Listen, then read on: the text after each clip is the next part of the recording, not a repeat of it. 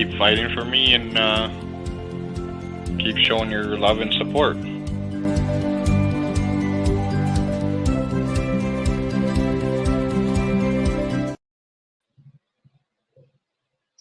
Hi, I'm just dancing to the theme song. Not the entrance song. So hi, I wanted to be on camera today. I'm going to try to do that more, I think. I used to do it, you know, when we first started this channel, when it was on Linda's channel, before it went to a separate channel, which then went to me owning it. One of the things that Linda was very particular on was we need to show our face on camera and like be present.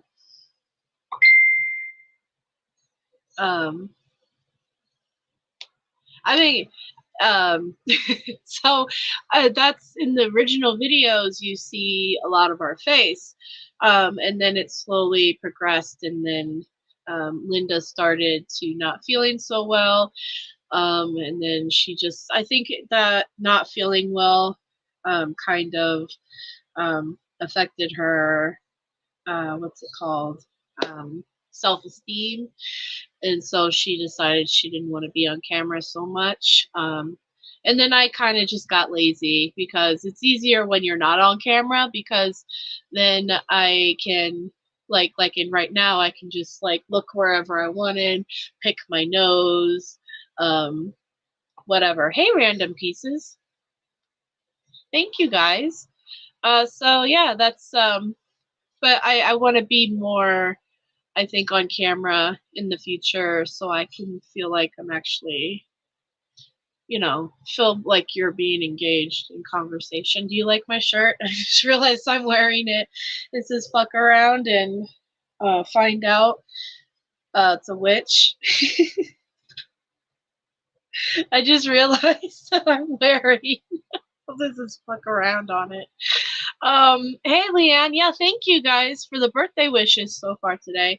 This banner is actually something Linda made, believe it or not. She said she made this banner. This says happy birthday, or yeah, happy birthday, Making a Murder. Don't forget to send Brendan a Christmas card. Happy birthday to Susan and our hostess Becca. So that's me, Becca. And Susan, Susan, inexplicably Susan from Foul Play. Today's also her birthday. We are birthday twinsies. So happy birthday to Susan as well. And yeah, Making a Murderer aired on this day 8 years ago. Is that crazy? 8 years of all of this, like legit, like I've been involved in Making a Murderer and basically the community for 8 years.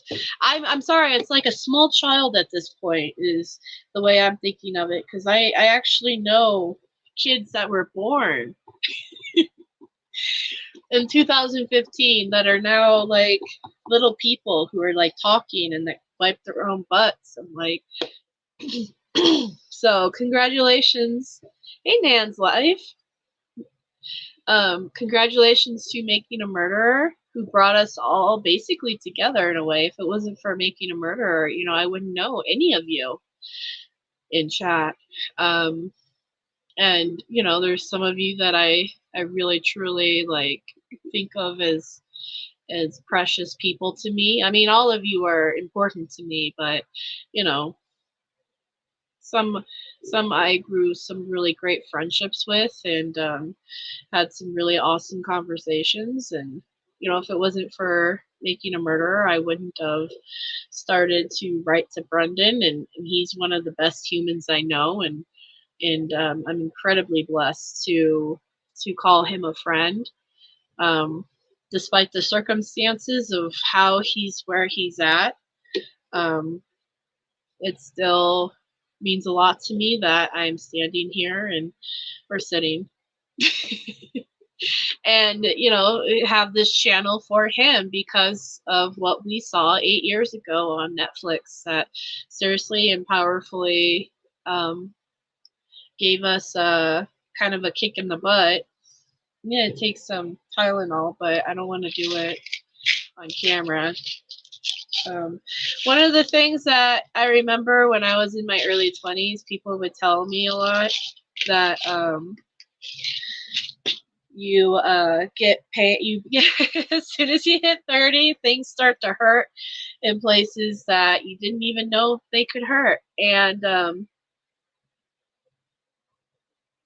I'm 37, and I'm feeling it. So I have this bottle of naproxen sodium that I take every day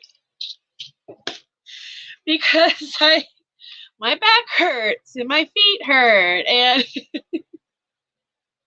today it's my legs because I worked, you know, a 9-hour shift, you know, at Walmart walking around all day. So my feet hurt today, and I've been kind of bumming around. I went to Dutch Brothers and I got my happy birthday drink from Dutch Brothers.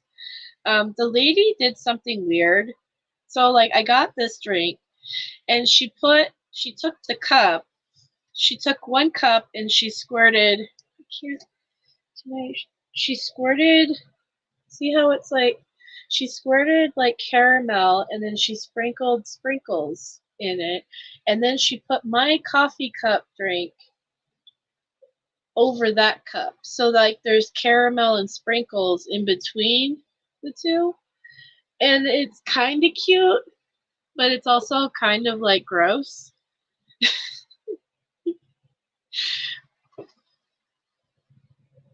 Yeah.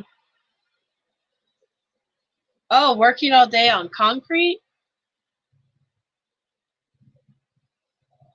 I imagine it is. That sounds like hard labor to me.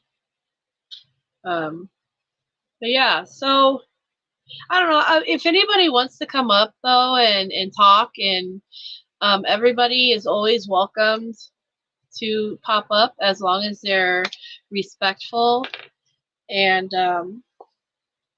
not a hater. Oh, the floor on concrete.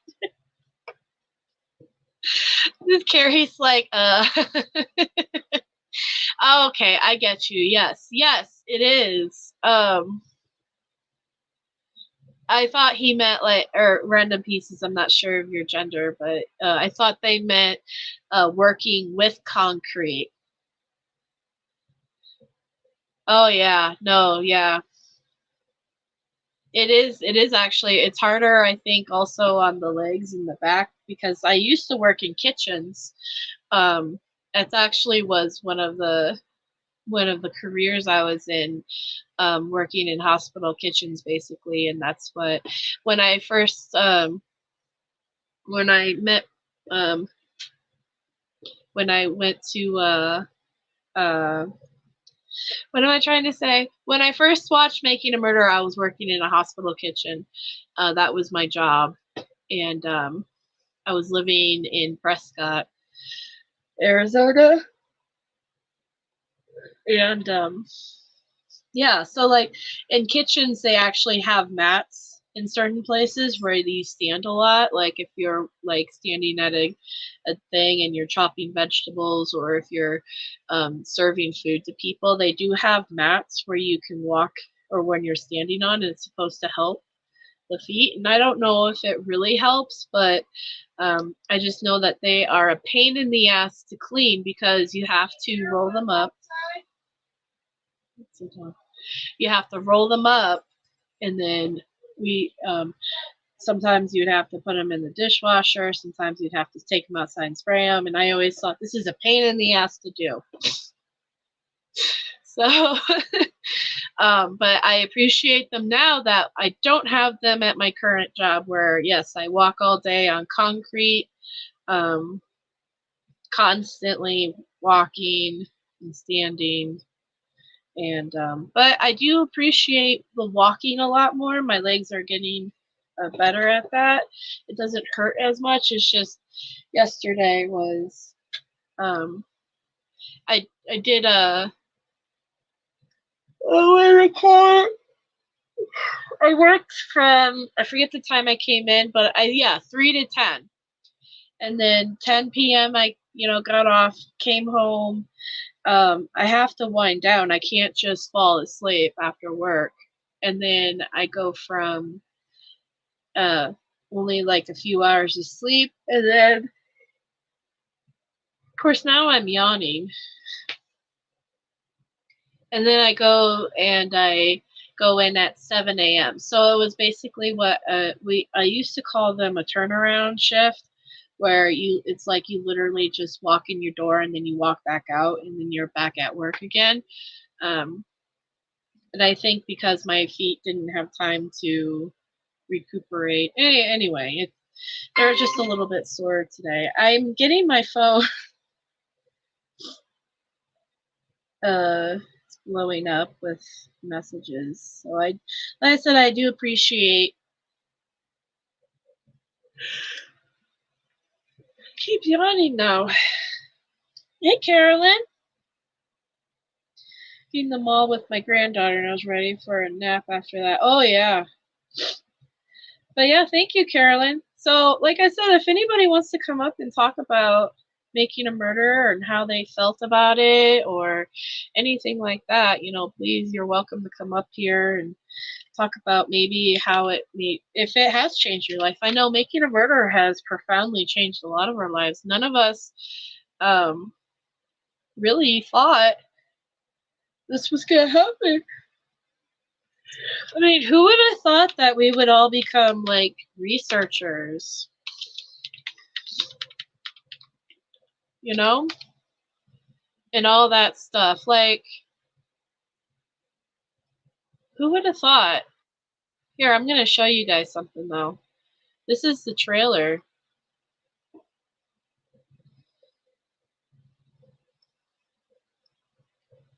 Who would have thought this was going to change all of our lives to what it is now? And, like, especially some of us who were close to, like, people like Carolyn. I'd call Carolyn a good friend of Brendan. Carrie. I'd call Carrie a good friend of Brendan.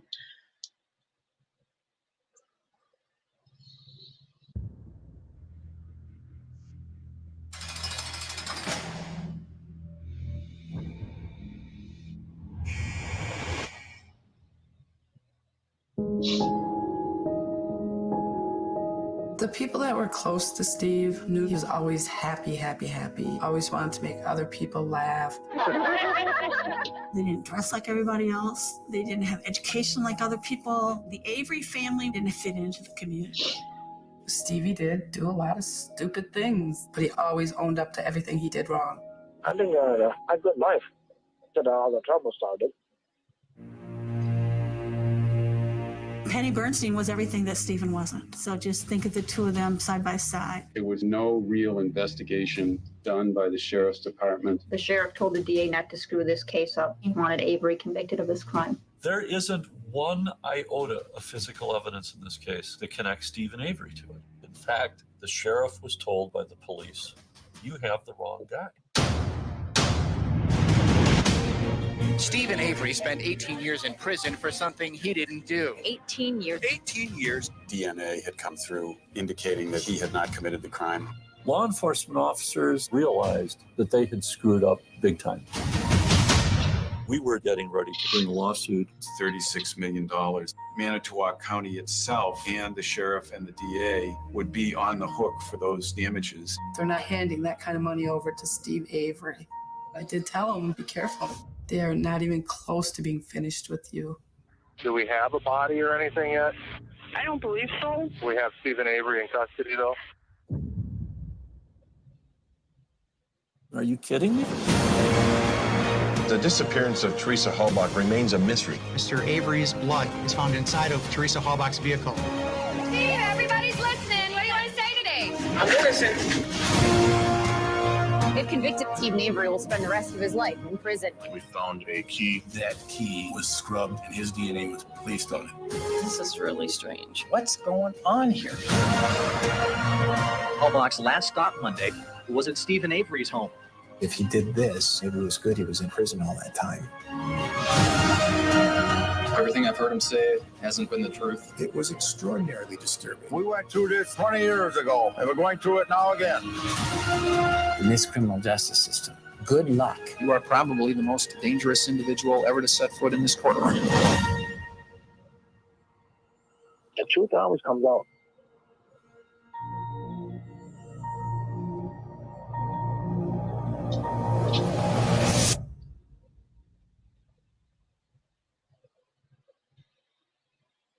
It's so crazy. Episode 1 starts now. Oh, but yeah, we don't want to watch convicted murder. Ooh-wee. Hey, Alice. Yeah, we don't want to watch convicted murder. F that. Yeah, who would have thought we'd still be? You know, when I first watched Making a Murderer, they were in the middle of Brendan's appeals and stuff like that. Like, Brendan had already gone through his post-conviction hearing. So this is just a perspective if you think about it, especially since we're now waiting on Stephen's stuff. Brendan had his so Brendan was sentenced in 2007, and then he had his first post-conviction hearing in 2010. 8, 9, 10. 3 years later after being convicted, right? And then from 2010, it went on to the next levels of things. So 2010, so 2015, they were still in the process of doing all that. So that's 5 years since his post-conviction hearing, right? And then they go on to the Seventh Circuit, and then the Supreme Court. All of that happened after Making a Murderer, and it felt like it happened really fast. Like the process was faster, but really, truly, it took from 2007 to 2000. What was that? 2018. 8 years. No, longer. 8, 9, 10, 11, 12, 13, 14, 15, 16, 10 years about from the first initial filing to the Supreme Court. Just about, right? My math might be very wrong, but that's just it just felt like it was very fast because, like I said, by the time Making a Murderer came out, and by the time, it was known what was going on legally with Brendan's stuff, it felt like it just was boom, boom, boom. The Seventh Circuit, then go back to the L Block and and Judge Duffin and all that stuff, right? Just happened really fast. And I think that's why now Stephen is at, ground stage 3 of his thing with Kathleen Zellner, and it seems like it's slow. Hey, Alice. Hey, Becca. So, but that's just like a perspective of like how fast the justice system, or how slow, honestly, it works, because it, we felt like it was fast after Making a Murder with Brendan, but really, if you look at it, the big picture of it, it was actually really slow, and Stephen still got a lot of fight left. What do you think, Alice? Yeah. Stephen he's still got a lot of fight left. I mean, the fact that we are still talking about this 8 years on is madness. I mean, yeah. It really is. I mean, I've been on it 4 years now. I've been on this case because I came to it late. I didn't see it until 2019. Oh, really? Yeah, it was 2019, and the only reason why I watched it was because I was off work sick. So So you watched Making a Murderer 2 when it came out? I binge watched the whole 20 episodes. Yeah, so that's what I mean, because Making a Murderer 2 came out in 2019, right? Yeah. So I call you guys the second wave supporters, because a lot of people who didn't watch Making a Murder when it first came out watched it all, both seasons when the second season came out. Yeah. Yeah. Well, both the seasons were there when I was watching. Well, see, what had happened is that I watched When They See Us. I don't know if you've actually watched that yourself. That was about the Central Park 5. I did not watch it because it looks incredibly sad. I already know what happens in their story. And it really, like, I can't watch it. Like, yeah. Well, I'd watched that, and I was like, oh my God, these boys have been railroaded and everything like that. And then it got to the end and they got exonerated and everything like that. I was like, bloody good. You know what I mean? That's how it should be. And I kept seeing Making a Murderer, and I thought it was one of these, comedy, docu type things. I was like, Making a Murderer, that sounds so silly, So it took me a while, and then I seen a few people saying, watch Making a Murderer. So I went on and I watched it, and I binged watched the 20 episodes in about a week. I think it was. And I was like, oh my God. And when I got to the end, I was like, surely these guys are out. I mean, they've got to be. And I looked up and realized that they were still in. And I was like, oh my God, this cannot be happening. And I mean, especially so with Brendan, I was like, are you kidding me? If nobody can see that Wayne was coerced and fed details and everything like that, then you haven't just watched the same thing that I've watched, And that's when I found Cozy. Well, it was Rubber Ducky first, then it was Cozy, and then for Cozy, I went to Foul Play, and then that's when I found yourself and everything like that, and I've been involved ever since. Yeah. So, and the stuff that we keep finding and keep pulling out and everything like that, and the way Brendan was actually treated by his own lawyers, the ones that were supposed to stick up for him, the ones that were supposed to be there to prevent some of this stuff happening, just did not happen. Yeah. It's funny that you say that, Sheila, because in the beginning, because like I'm an 8-year too, right? I watched it. I didn't watch it on the 18th. I actually watched it like the last week of December because of work and stuff, and or maybe it was during Christmas. I just know I was living in Prescott, and I came to here for Christmas time, just to spend a few days here, and instead of actually spending time with my family, I watched the documentary. I watched the whole thing in one go, like literally 2 or 3 days of just been watching this thing, and it was just like insane to me. I thought it was one episode. I'm not the sharpest tool in the box. I thought it was supposed to, because it was 10 episodes, so I thought it was going to be 10 separate people that they were talking about, one person per episode. And so when the first episode was done, I was like, wait a minute, there's no conclusion to this. And then the next episode, I was like, oh, this is a series about one person.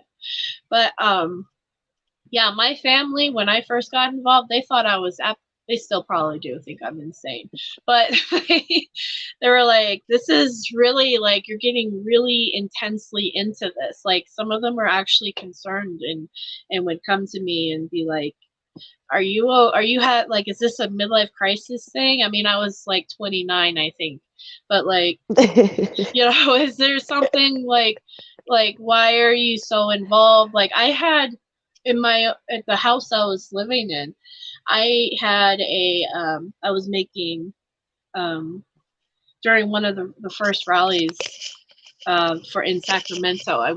My first rally was in Sacramento, and I was planning on going, and I made a whole bunch of poster boards for it.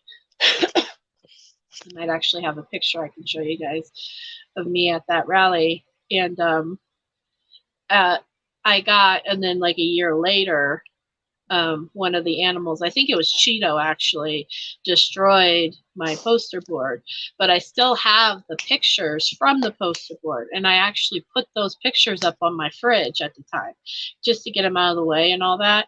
And I remember my family would come over and they would see a picture of Stephen Avery and Brendan Dassey on my fridge, and my mom was like, "Are you in a cult or something?" Like, I had these pictures of these two random men that they knew I was supporting, you know, in my house like that, like their family or something, you know? Yeah. I mean, my friends and that are the same, because when I speak to them, that's all I really speak about now, you know, as Stephen and Brendan's case or Luke's case. You know, and they're like, "You've really got into this," and I'm like, "Aye, because it's an injustice." Yep. You know what I mean? Nobody should be in jail for something that they didn't do, you know. And it's just unfortunate that one of them was 16 at the time, one of them was 14 at the time, and one of them's has done it damn done twice. You know. If that had been somebody in my family or my friends, I would hope people would do the same for them, you know, shout about it, scream about it, talk about it, keep their names out there, try and find all the information that we can about the subject and the cases and everything like that, you know. Yeah, no, everything's going to be a pretty picture because no, everybody's perfect, you know what I mean? But it doesn't mean that they are incarcerated for something that they didn't do, you know?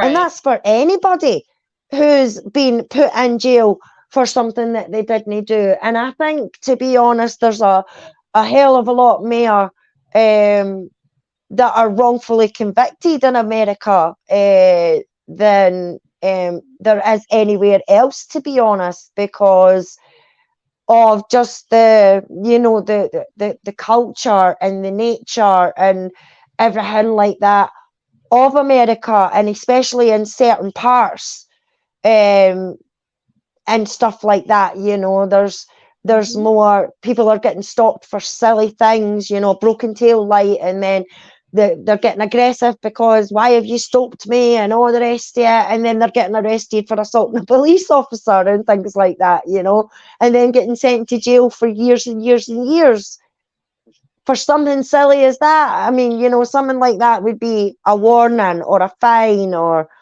something, like, unless it was serious. You know, if you murdered the police officer, it would be completely different. Yeah. But if you've just assaulted them or something like that, you could get a warning for the procurator fiscal, or you could get a warning or a 6-month sentence, no, a 5-year sentence, you know. And that's the differences. But the fact that this has happened to Brendan, who was 16, who had difficulties in understanding a lot of language and everything like that, and there wasn't an advocate there on Brendan's defence, I think is ridiculous. And that, to me, should be one of the big factors in Brendan's case, is that he had nobody, even his own lawyers were against him. His own investigators that were supposed to be proving his innocence were against him, you know. And that's what Mum put out, you know. Mum, for me, all Mum done is they showed the injustices that happened with Stephen and Brendan, but they also showed the corruption that is happening in the state of Wisconsin, you know, and that nobody was there for Brendan, which is a bloody shame. Yeah, Brendan was let down, unfortunately, a lot in the beginning. And that's unfortunately why he's in the place that he is. And the people that were supposed to be his biggest advocate, which would have been his defense attorney, let him down horrifically. Yeah. So, you know, if anything, the person that was paid to be there to help defend him was the one that basically sealed his fate to go to prison for the rest of his life. Yeah. So, yeah. And that's the one thing that I also, like, when I originally watched Making a Murderer, I had the thought that Stephen was actually guilty, because I couldn't understand, I couldn't understand why police would purposely do something to make sure someone went to prison. Like, that was really hard for me to understand and to grasp. Which is funny, is because my dad's been telling me that for years. Yeah. You know, as far as, you know, police will plant things, police will do this, police will do that. Like, my dad's always been telling me that. And I was like, okay, Dad, sure, whatever. Like, you know. But, yeah. So after watching Making a Murderer, it was, I went through, like, kind of like that wouldn't happen, would it? Like, that couldn't happen, could it? And the more I looked into it, the more I started to realize that, yeah, it did happen. Yeah, exactly. But there is a lot of people that are in your situation, you know, or that was in your situation before you watched Ma'am. They thought, there's no way police officers will do stuff like that. There's no way they'll plant evidence. There's no way they'll lie under oath in court, and everything like that, until it happens to somebody in their family or somebody that they know, and then they're seeing the system from the inside, and they're like, whoa, wait a minute, you know what I mean? Wait a minute, they actually did that, you know. And especially now with the day and age of social media, and stuff like that, it's even worse, because you've got people who have got their phones in that now. I mean, I seen a video, and it was a young coloured boy who was in his car. The police stopped him. He was in the I don't know if it was the passenger seat or the driver's seat, but he had his camera at a certain angle, and he was watching the police, and the police was checking the back of his car, and you actually seen the police officer throw a bag of drugs in the back seat of the young boy's car, and then went, oh, aye, what's this? You know? So how many times did they do that before they were caught on camera, you know? Right. Because my dad was telling me that for years, is that, you know, if you have a nice car or something, police will sometimes purposely plant things just so that they can take it. And then, because police officers drive, sometimes they drive cars that they repossess and stuff because of drug busts and all that. Yeah, well, see, we call that an unmarked car. Yeah, out here too. Yeah.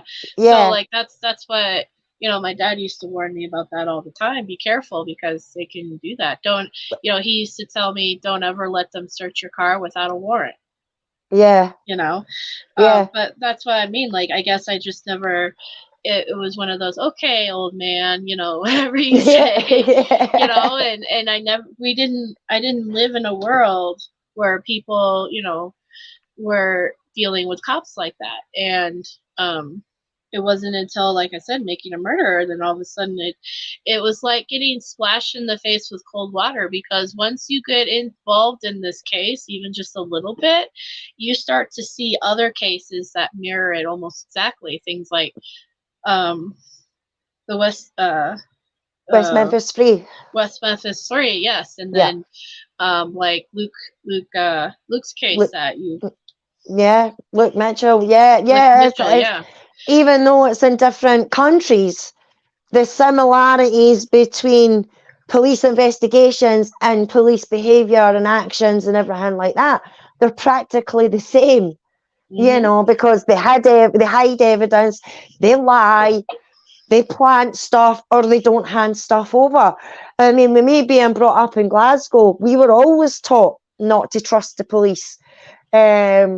Because we would see police taking somebody round the back and beating them up and everything like that, you know. So we were always told, if the police come, you never seen anything, you never heard nothing, and you don't know nothing, you know.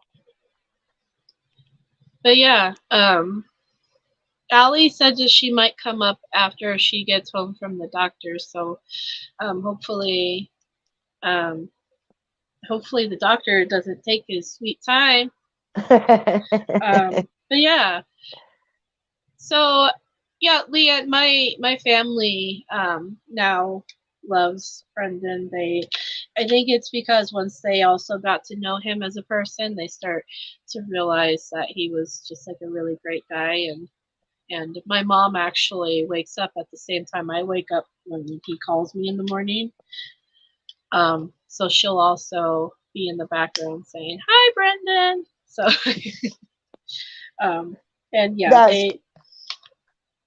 yeah, and there's been many times where I'm out with my family and he calls, or with my sisters. They'll give me shit about it because that's what I think sisters are supposed to do. But yeah, of course.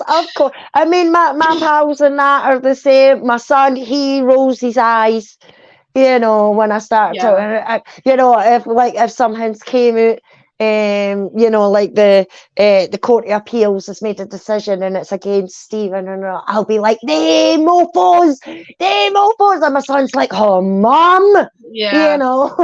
Oh, geez, you triggered her now. Aye. So, but they just think I'm daft because I'm right into these cases, and because they look at me as if to say, what can you do about it? It's in bloody America. Yep. But that's when what was I gonna say?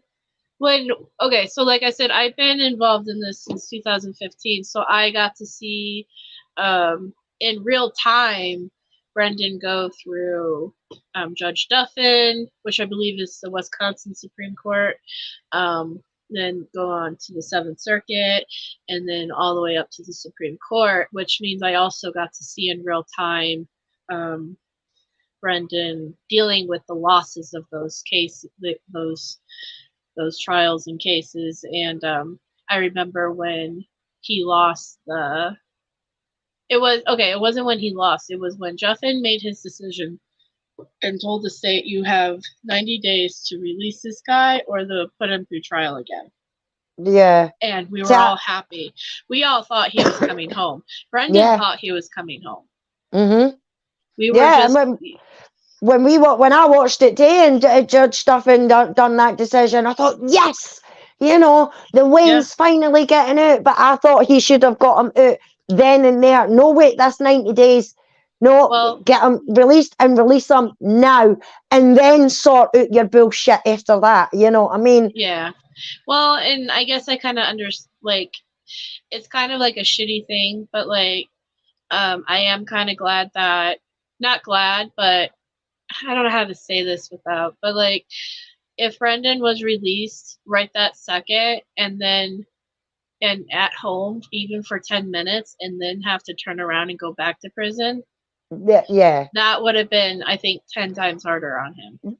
Yeah, aye. I definitely would have. Aye, that definitely would have. That taste and smell and feel of freedom You Just know, even for the 10 minutes, like. yeah, it would be heart-wrenching. It would be heart-wrenching. Him thinking, I'm finally free.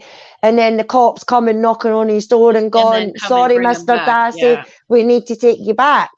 Yeah, You I think know, that would be really traumatic. So it's like I'm not glad, but I'm kind of like he handled it really well for what it was. yeah, But when I got the news that he wasn't being released, it was the night that sounds really pathetic, but like there was this new Pokemon game coming out, and I was supposed to have this friend sleepover with my best friend Tina. She was supposed to come over.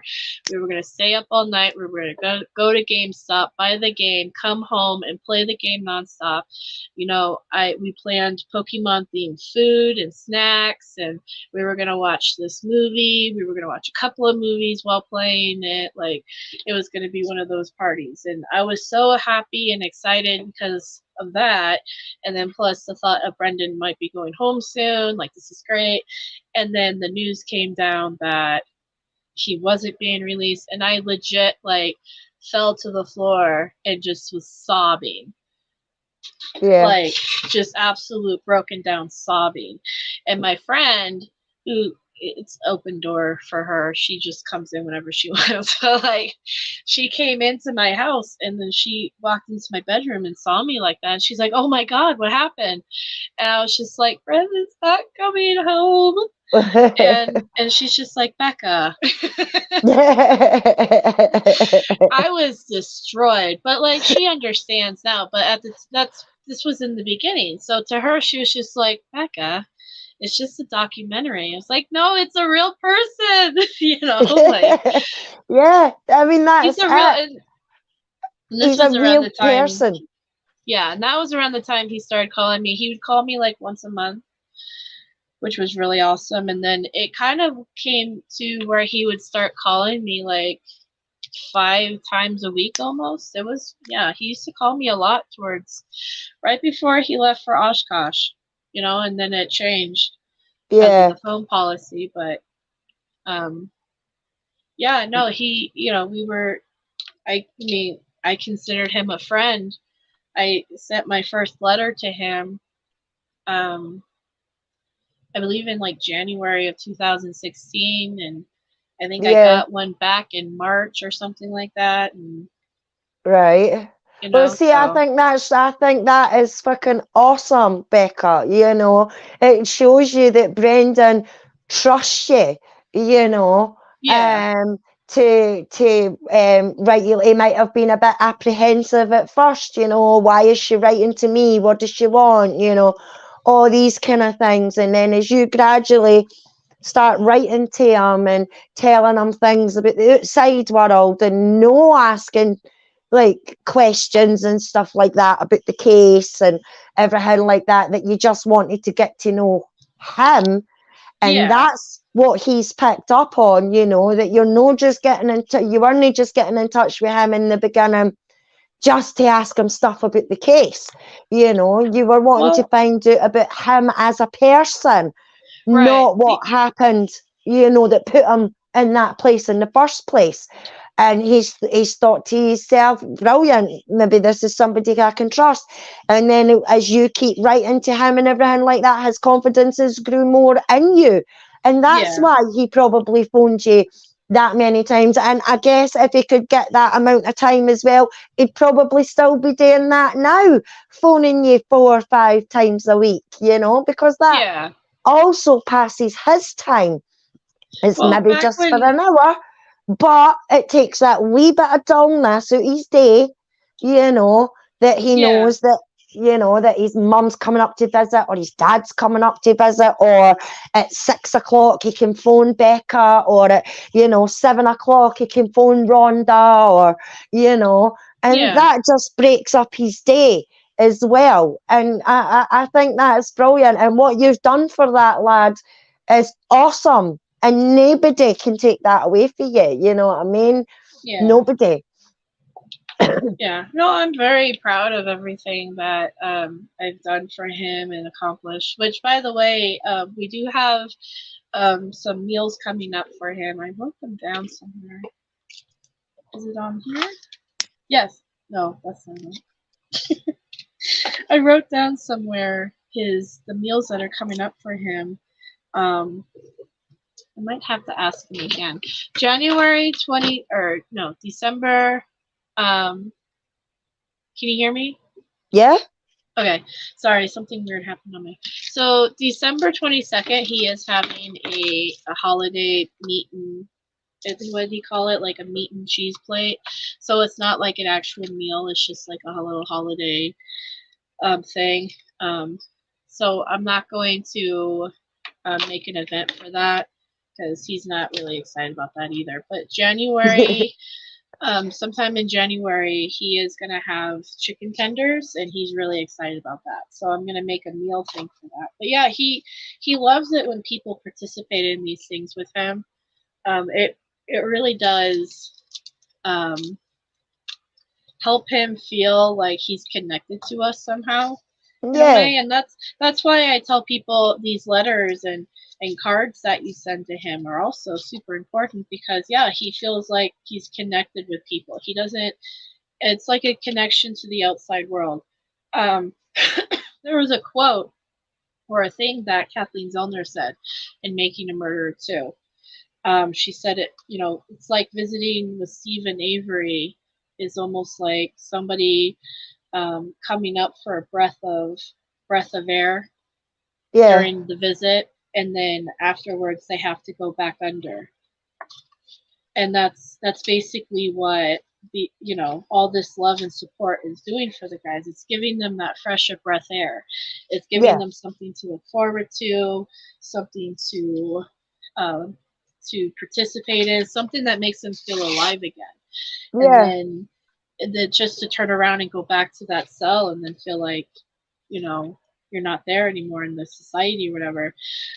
My friend Devin, for instance, he was incarcerated. You guys have heard me talk about him a few times on here because he's also a big supporter of Brendan. He was really since the beginning when Making a Murder, because me and him used to work together when I was watching Making a Murder, and I got so involved. And there was even a few times in letters to Brendan that I mentioned Devin.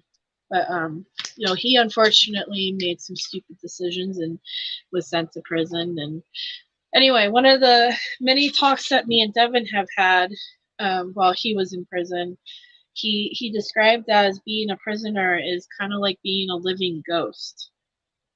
Yeah. Because the whole world is spinning and continuing, and you're just there. You exist, but you don't exist anymore. Yeah. It's like you're just forgotten. You're stuck it's like you're stuck back in time. Yeah, you're just nobody, when you go to prison, you lose friends, you lose family, you lose support. People stop calling, or people stop, writing to you. Like, people stop answering their phones. Whenever Devin used to call me from prison, I made it a point to answer every single time because of, how he felt. And I this the same way with Brendan too. Like, every time Brendan calls my phone, I'll answer no matter what because it's important to show them that they are still important. Yeah. Of course. But you don't just do the meal things though, Becca, and writing letters and everything like that. You go to the Facebook groups and the Discord groups and everything like that, and you take the messages that people have posted and the pictures that they've posted, and you print them off and you send them to them to try and cheer them up and everything like that, So you do a lot on that side of things, and I think Brendan would actually be quite shocked in a way, just exactly how much that you actually do be going to all these different groups and getting all the different positive messages and affirmations and everything like that and sending them on to him, I have So been it's- slacking this last month or two, but I was talking to him about it last Saturday, and I apologized to him, and he understands because of the whole Linda thing and how much of a Oh, loss that's been for me. yeah, of course. He actually was comforting me. It's like, you're the one who needs to comfort Brendan, and here you are comforting me. Yeah, but that just sounds like the kind of person that Brendan is, you know. He is, yeah. He was just like, just try to think of Linda as being in a better place. She's no longer hurting or in pain. I was like, I know. Yeah, yeah, exactly. Yeah. So, but that's just up. I mean, in a way, he's your friend, so it is his job in a wee bit to cheer you up and all. If he, because he'll hear it in your voice. You know, he'll hear that something's wrong because of the tone in your voice, and he'll be like, "What's up?" You know, and you're probably thinking, "No, I don't want to thing me on with this because he's in there and everything like that." But he's probably thinking, "Why is she not talking to me? That's what I'm here for." You know, so it's the both of yous are in a catch-22 situation, you know, because he's not wanting to push you too far in case you don't want to talk about it, and you don't want to tell him everything that's gone on because you don't want to put him in a downer and everything like that. The two of yous need your heads banged together. Just bloody do it. Just tell him, oh, stuff's been happening and I'm a wee bit upset, but I'll be fine. How are you? You know, and then he'll say stuff to cheer you up, and then you'll say stuff to cheer him up, and that's how it is. You know, I mean, you don't have to go into detail. You know, every minute detail what's going on with you on that side. You say, oh, I've been having a few problems today, and you know, stuff like that, and then he'll be happy with that because you've at least told him something that there is something wrong with you when he knows there's something wrong with you, and you're going, no, I'm fine. But we all do that, you know, we all do that. No, I'm fine, but deep down you're bloody raging. Oh, I know, yeah. No, he understands, you know, because there's a lot of stuff going on out here that, you know, unfortunately, a prisoner doesn't usually deal with the same, you know, they have a different kind of frustrations in prison and stuff like that, which he's not shy to telling me about. So no. Yeah, but that's one of the great things about him is he's always very grateful and, you know, and positive and all that stuff. But he's if something's bothering him, he doesn't really hide it. You know, he'll just come out and talk about it. So I'm grateful that I have that with him. Sorry, someone just messaged me again. But yeah, let me think here. So I didn't really have a plan for this live other than just to talk about you know, making a murder and if anybody wanted to come up and talk about how it's changed their lives. And one of the things that Nan's life kind of put in there that, you know, we can also kind of discuss is all the unfortunate over the last years, all the unnecessary drama and division, which is a big problem in our community. I guess it's normal though, because like I've seen other communities and apparently drama just is something that happens. Yeah, it's happening, and it's happening in the Lux community and everything like that. I mean, God, it even happens in the bloody flat Earth community. I guess so, yeah. Well, that's the thing. You know, so you get like a group of humans together with different backgrounds and histories and you know, knowledge, yeah, and then people who have different passions and different personalities, and unfortunately it happens. And I get a little frustrated when it happens because it's like, well, I'm here for Brendan, majority of it for Brendan, you know, I support Stephen too, but you know, I'm here for Brendan and to try to do things for him, and then you know the drama happens. And but I also understand because we are all human, and you know we're not always going to get along with somebody, or No. we all might say the wrong thing, and people, you know, who have their feelings on certain things, they're valid. You know, I just wish that it wasn't so divided as far as like certain groups of like people, like Facebook mostly is the ones that come to my mind, where you've Yeah. got this group Yeah. and then that group, and then this group refuses to work with that group because of that person, and you know, Yeah. whatever. And I always hoped that eventually people would set their differences aside, their anger aside, and come together, because I constantly keep saying this, you know, like just because one group may have like 100,000 people and another group has only like 500 people, that doesn't mean that one group is better than the other group. And if, you know, every single supporter is valid in supporting Brendan, then you should try to include everybody and try to get everybody on board. And I feel like once we all as a community can connect, then that's really truly when we'll start to see a difference in Brendan's case. Yeah.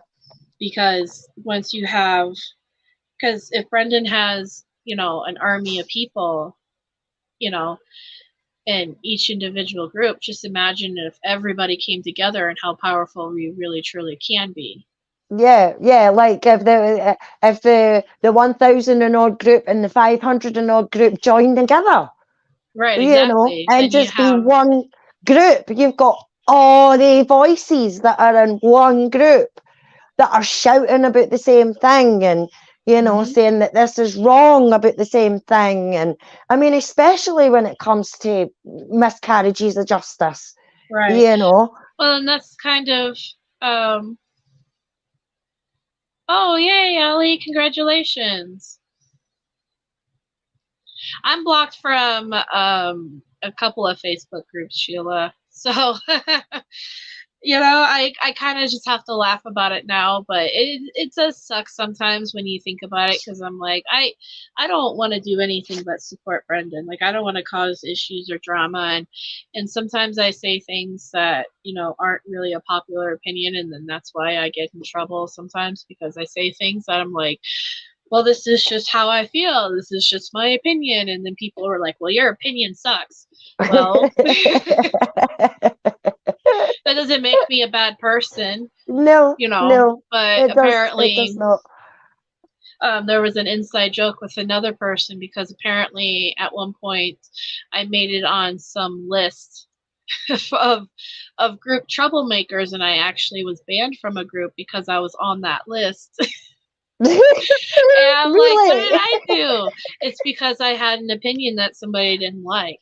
So, which isn't like, you know, I admit I'm emotionally attached to Brendan's truth of him being innocent, but to function within groups, we need to, yeah, exactly. We need to set aside our feelings and our differences sometimes for the greater good or whatever, and just accept that, you know, well, they're gonna feel the way they feel and I'm gonna feel I feel, but that shouldn't prevent us both for supporting the same person together, you know. Yeah, it'd be yeah. like if saying like, well, you're a Christian and I'm a Muslim, so we can't support the same person. It doesn't, you know. Yeah, yeah. But yeah, no, I'm blocked from quite a few groups, one of them being one of the you know, another Brendan group that they don't really like me in. They don't let my stuff get posted in there, which is whatever. But yeah, it sometimes it bothers me, but lately it really hasn't, because it's like, well, fuck you. yeah, that's I'm like, oh well. I mean, at the end of the day, too, it's not me that's suffering; it's Brendan. If you think about it, because if you deny support for people just because you don't like them, then that's gonna hurt Brendan in the end than anything, you know. Because I know this particular group blocks a lot of supporters, and I think that's just kind of a shame, but. you know, it's just like another group that just blocks people just because they say they don't think Bobby is innocent or guilty. And you know, I think that's ridiculous because we all have different opinions about the case, but we all agree that Stephen's innocent. You know, so just because I don't think that Bobby's the killer doesn't mean that I'm less of a supporter. You know, just because I think Ryan Hillgas did it. Yeah, but I think he did it as well. So Right. Well, that's what I mean. Like, I've seen people get kicked out for defending the whole Bobby thing and get called, you know, you're not a real supporter of Stephen because, well, I mean, Stephen might believe that, and that's his right and prerogative, but what proof does anybody have? And unless you can show me actual physical proof that it was a particular person, even with the Ryan Hillgas, I might have that theory, but I don't have proof that he did it. Yeah, yeah. You know? But that's it. When things are being hidden and evidence not being handed over and people who should be questioned not being questioned and things like that, that's the only thing you can do is speculate and be like, why did this not happen? Why were they no questioned? You know, why is so many dropped calls being reported when they normally answer their phones and things like that? You know, some of these things have patterns. You know, so yeah, you have to, I mean, no, it doesn't matter where the case is, whether it's the UK, whether it's America, whether it's Australia or whatever. If a murder happens, the first people that they look at is the people closest to the person who has been killed. You know, that's family members, mother, father, brother, sister, boyfriend, sometimes even aunties, the uncles, whoever's in the house, or, you know what I mean, who the thing we do. Well, some of these cases, like Stephen and Brendan's and Luke's case, some of these people weren't even questioned. They weren't investigated the way that they should have been investigated, you know, and especially when it comes to Ryan Hillgas, in my opinion. Yeah. Well, that's the thing. And you had, you know, it says, okay, hold on. My dad's home.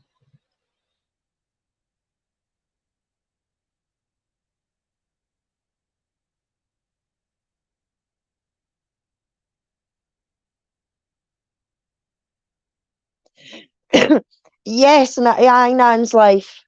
That's fair enough. You don't personally point and say anyone is actually guilty of it, but there are a few that definitely fall into the Denny suspect list. Yeah, to me, it's more suspicious that they haven't been looked into. And why have they not been looked into? Is it because their uncle's a cop, or, you know, somebody, their grandfather was a cop, so the cops know this family, so, you know, that family's, we don't need to look at that family. No, everybody should be looked at, no matter what. No matter whether, I mean, there's what Stephen's uncle, Stephen's uncle, I think, is that Abe, what was his name? He was a cop, he was a deputy, you know, he was there when in 85, if I'm remembering it correctly, because there's that much information on this case, but he was there in 85 when Stephen was pulling the contract. He was one of the witnesses that Stephen was nowhere near that beach, and they still didn't get believed. But to me, that was because it was the Avery family, no, because he's just Stephen. Because if it wasn't just about the Avery family, then with his uncle being the police, they would have took his word a bit more serious, in my opinion. Yeah. Allie, when I was actually going to show pictures here. This was the first rally I've ever been to. Do you guys remember Carla Garcia? No. Yeah. Okay. Well, she was. She had the very first rally we went to. I went to Sacramento, and this was me in front of Carla with Carla Garcia. She was a really awesome supporter back in the day, who I think had to step away due to health concerns because she had heart issues. So this was when I went to her rally, and my signs are on the blue, the colorful looking ones, the red, the pink, the blue. Those were my signs, and then the other ones were her signs. And yeah. Anyway, the second rally I went to, this was in Philadelphia. So I drove all the way to Philadelphia. But okay, so the story is that while I was on my way to Philadelphia, I was actually kicked out of the family group, the Stephen and Brendan family group, for some ridiculous reasons. I basically gave an opinion on something that, hey, Johnny, thank you. I gave an opinion on something that I probably should have just kept my mouth shut. But anyway, I got kicked out, and I got kicked out while I was on the road to this rally. And I'm only mentioning that because Ali said being kicked out of a group wouldn't change my opinion. I mean, it didn't change my opinion on their guilt, but it did make me feel a certain way, because I'm like, I'm literally driving thousands of miles to go support Brendan, and I just got kicked out of the family, quote unquote, family group. You know what I mean? Which Brendan has no control over who kicks who out of what group. You know what I mean? So yeah, but still, I mean, it's a bit shit. You're supporting the family, you know, and for you to be kicked out of a family group, I mean, that's just ridiculous. We're all cool now. Like, you know, me and Carla Chase talked, and we're all cool now. So like, no hate or anything like that. But like, it was just, it obviously it hurt, and I felt a certain way, and I was just like, whatever. And I go to the rally and I support Brendan, and yeah. So it was fun, and it was definitely an adventure. And then here's I can't find the picture of the rally on my computer right now, but this is actually a rally that I threw in Prescott because I couldn't make it to the rally in Manitowoc that I really wanted to go to. So I decided just to have my own rally. So me and my friends and Carla Garcia actually came out from California too, and we kind of had a rally at the Prescott courthouse. And like I said, I can't find that picture right now on my computer, but this was after it when I was at the Walmart. We made our own shirts and everything. So like, I don't know if I'd consider this an official rally, but this was I can't go to any rally, so I'm just going to throw my own.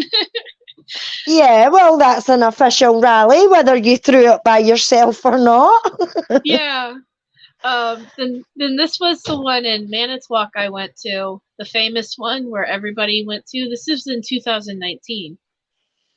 The other ones I'm really like, I don't remember the dates very well. I think the Carla Garcia one and the Philadelphia one were in 2016 or 17. Or no, it had to have been 16. And then, so these two are in 2016, and then this one is in 2017. And then, I don't know. Anyway, I'll have to look it up again and see if because I'm bad with days and times. But this was the one in Manitowoc where we all went to, and the one where you see in convicting a murderer too, where everyone's standing in front of a whole bunch of people came to that one. And then This one was 2020, 2021, I think, 2022, maybe, I don't know. But this is the one where we all went to. This wasn't the one, though. Was it? I don't remember. I'm getting all confused nowadays and times. Here's one that I went to. I think this was the 2019 one, though. Yeah, and then let's see. Is that the one with Eric Cozy? Yeah, Eric Cozy's there holding the sign. Yeah, yeah. Yeah. I think that was 2019 because I think I'd no long came onto the case. Here's the pic. I found it. I just literally I went to upload another picture and I found it. Here's the one with me and then my friend Tina, and then there's Carla Garcia, and we're standing at the Prescott, in front of the Prescott courthouse, and we're doing our rally there. All right, aye. Yeah. So this was, hey Nosy.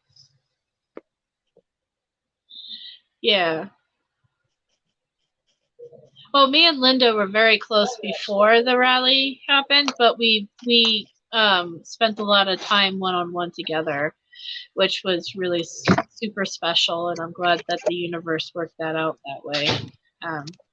Where me and her can spend, you know, a whole week together and just having fun, and yeah.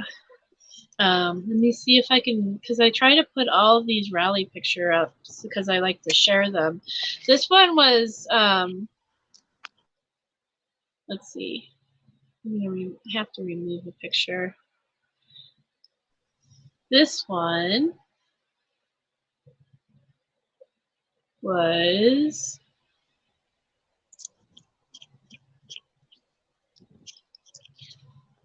here's one that was in front of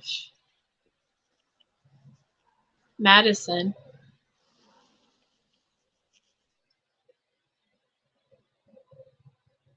I don't remember what year it was.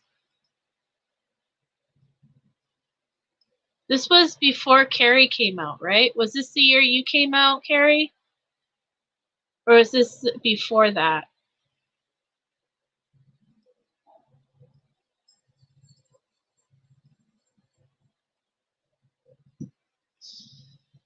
Oh, there's Alice. Is Alice back? Here is last time's rally.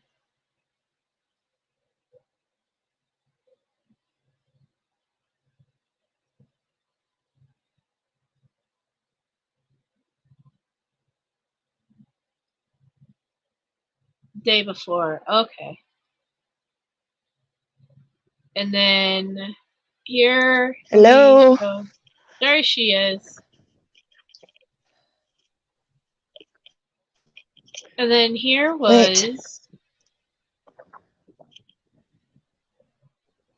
Hello. Hello, can you hear me? Now I can hear you. And then here was. I'm outside. I'm outside with the dog, so I might okay. I might cut in and out. But if you hear puffing and panting, it's just me getting took for a walk, because he takes me for a walk, no the other way about. Yeah. Yes, this was this year's rally that I unfortunately couldn't make it to because I had family obligations this year with my sister's wedding, and financially I had to put my money towards that instead of traveling out for the rally. But I did help plan the rally, and I live streamed it, and I was kind of a part of it that way. Yeah. So, but yeah, I mean, it's crazy that, hey Kay, it's crazy to think that 8 years ago, watching a documentary would then bring you to go to rallies and, like, you know, shout freedom for Brendan and Stephen. Yeah, exactly. I mean, it's not just that. It's the way it's brought, you know, a whole group of people from all over the world You know, I'm sure in one of the chats in Foul Play when we were doing, we actually at one point had at least one person from every part of the UK in chat. We had Scotland, England, Ireland, and Wales all in the chat at one point, you know. Yeah. And Yeah, I think that's brilliant how people who are complete strangers can come together like that to fight for something, you know. Yeah, well, that's what I mean. It's pretty powerful to think about that. You know, every single person here who has like different walks of life have all can agree on one thing, is that Stephen and Brendan are innocent. And you know, we actively meet up online and discuss it and talk about it and share and like come up with campaigns, especially for Brendan, and to help, you know, put his word out there, and for Stephen too. And yeah, but it's not just that. It's like people car share and stuff like that to go to the rallies. You know, if somebody's coming from one state and they're going through a state where somebody else lives or something like that, it's like, oh, well, here, I'm passing that way, we can pick you up, you know. And I think that's just brilliant how people can come together like that, and it shows you that no, everybody in the world are assholes. You know what I mean? yeah. Yeah, it's been my birthday yawns all day. Oh man. It's funny. I was gonna, Allie's coming home, so she should be jumping on, I guess, within the next 30 minutes, because I know she's gotta be camera ready, so that's cool. But yeah, no, it's definitely pretty powerful to be included in this community with everything and the way we all come together. And even, you know, even when we all fight and we all disagree or whatever, I still think that you all are awesome people. And I hope that one day, like I said, I don't want to make it sound like a prophecy in some ways or kind of creepy, but like I really do feel like the day when all of us as a whole, like all the different groups and all the different little places and whatever cliques can finally all come together and actually work as one, is when that's what's going to get Brendan out. Yeah. When we all decide to set our differences apart and just come together, you know, and work on, you know, concentrate on Brendan. Yeah. Rather than all of the bullshit, you know, that's when Brendan's going to be coming home. Yeah, aye. I mean, that's what everybody should want, you know. It's just silly. Sometimes it's just silly, but then people are going to be people, you know. Yeah. Well, that's what I mean. You can't force people to do things, and you can't force peace to happen, and you can't, you know what I mean? You have to let people do what they feel like they need to do, and yeah. When you get to a certain age, and that and all, then you can't be fucked with it all. You know what I mean? It's just like, no, you know, we're fighting for the same bloody thing. Yeah, so, I think I'm finally at that age, Alice, where I'm kind of like, I'm too old to like. yeah. You know, I'm just too old. This is the only thing I can muster up to say. Like, I'm just, you know, I just want to concentrate on the things that in life that make my heart happy and that help me as a person. And one of those things is that makes my heart happy is helping Brendan when I can, which, I wanted to point this out. I haven't been able to do this yet, and I'm going to do it actually probably during this live. two things I want to mention. Brendan, when he called me Saturday, he asked me to order him 2 drinks of his, so I did do that. So thank you to everybody who buys merchandise through the store. The profits from those merchandises goes towards either I send it directly to Brendan or I buy him what he needs from commissary for him. So this last time I was able to buy him 2 drinks, so I thank you everybody. The second news that I have is that I made the announcement when Linda passed that all profits from the t-shirt, from that Linda t-shirt, were gonna go to Linda's family. So let me see how much money. Sometimes it takes like a couple of days.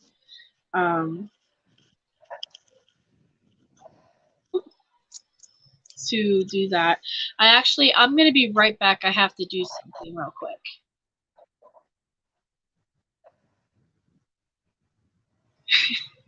I'm going to play a video while I'm doing this, so hold on.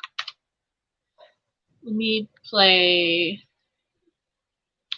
because I know Alice is walking her dog and she probably can't watch chat to interact with chat. No, I'm getting dragged about the woods at the moment. Yeah. I need to do this quick thing, though, that just happened, or else it's going to drive me crazy for the next whatever. So let me see. How do you guys feel about comedy? I don't know. It makes fun of Brendan a little bit. Maybe not. Well, maybe. No, I don't know.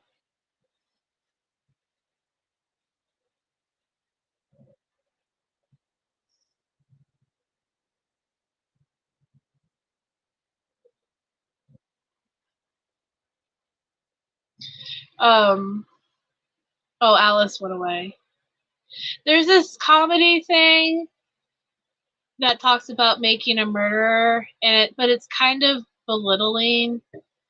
So I don't know if I'm going to show it, actually. Because, like I said, they kind of make fun of Brendan in it, too. So maybe not.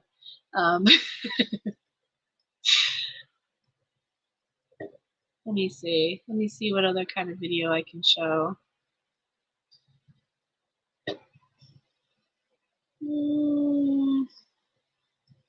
How about this?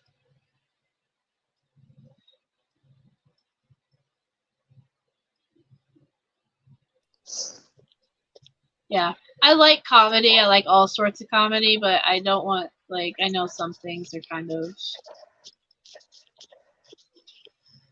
Yeah, here. I'm going to play this while I go take care of this one thing. Making a murderer was all anyone could talk about.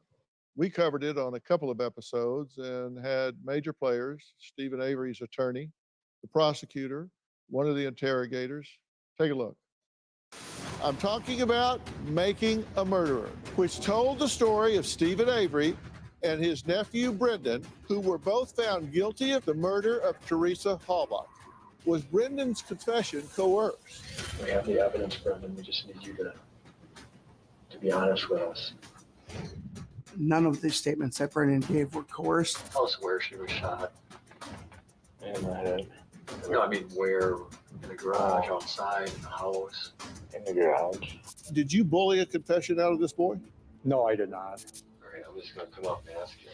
Who shot her in the head? He did. Tell us about that then. He shot her with his .22. When you were with him, there was not a lawyer there and there was not a parent there. Is that odd? He's not a suspect. He's not a charged defendant. He's not entitled to a lawyer. He could have asked for one. He chose not to have. Is that all that's left? We got a lot of fight left. We got a lot of fight left for someone like Brendan Dassey. Yes. The path ahead for Brendan, you know, I've been representing him for 15 years, him and a lot of other good people like Terrell who falsely confessed. And the path for those folks in the legal system is almost impossible. This confession was coerced, was unreliable, But the last round of the appeal, we lost by a single vote. Not because Brendan was guilty. No one said that. Just because these techniques weren't clear enough against the law. So yeah. I'll guarantee you right now, if I went and got him out of his cell and asked him what he confessed to, he didn't have any more idea than a goose what he confessed to. You know, so Brendan Dassey, right? This happened in 2006 was his interrogation. 16-year-old special education student, IQ around 70, profound deficits when it comes to whether he can understand speech, how well he could use speech, how well he could understand speech. You bring that kid alone inside an interrogation room. No mom, no dad, no lawyer. You question him like they did 4 times over a period of 48 hours. I'm amazed he held out as long as he did.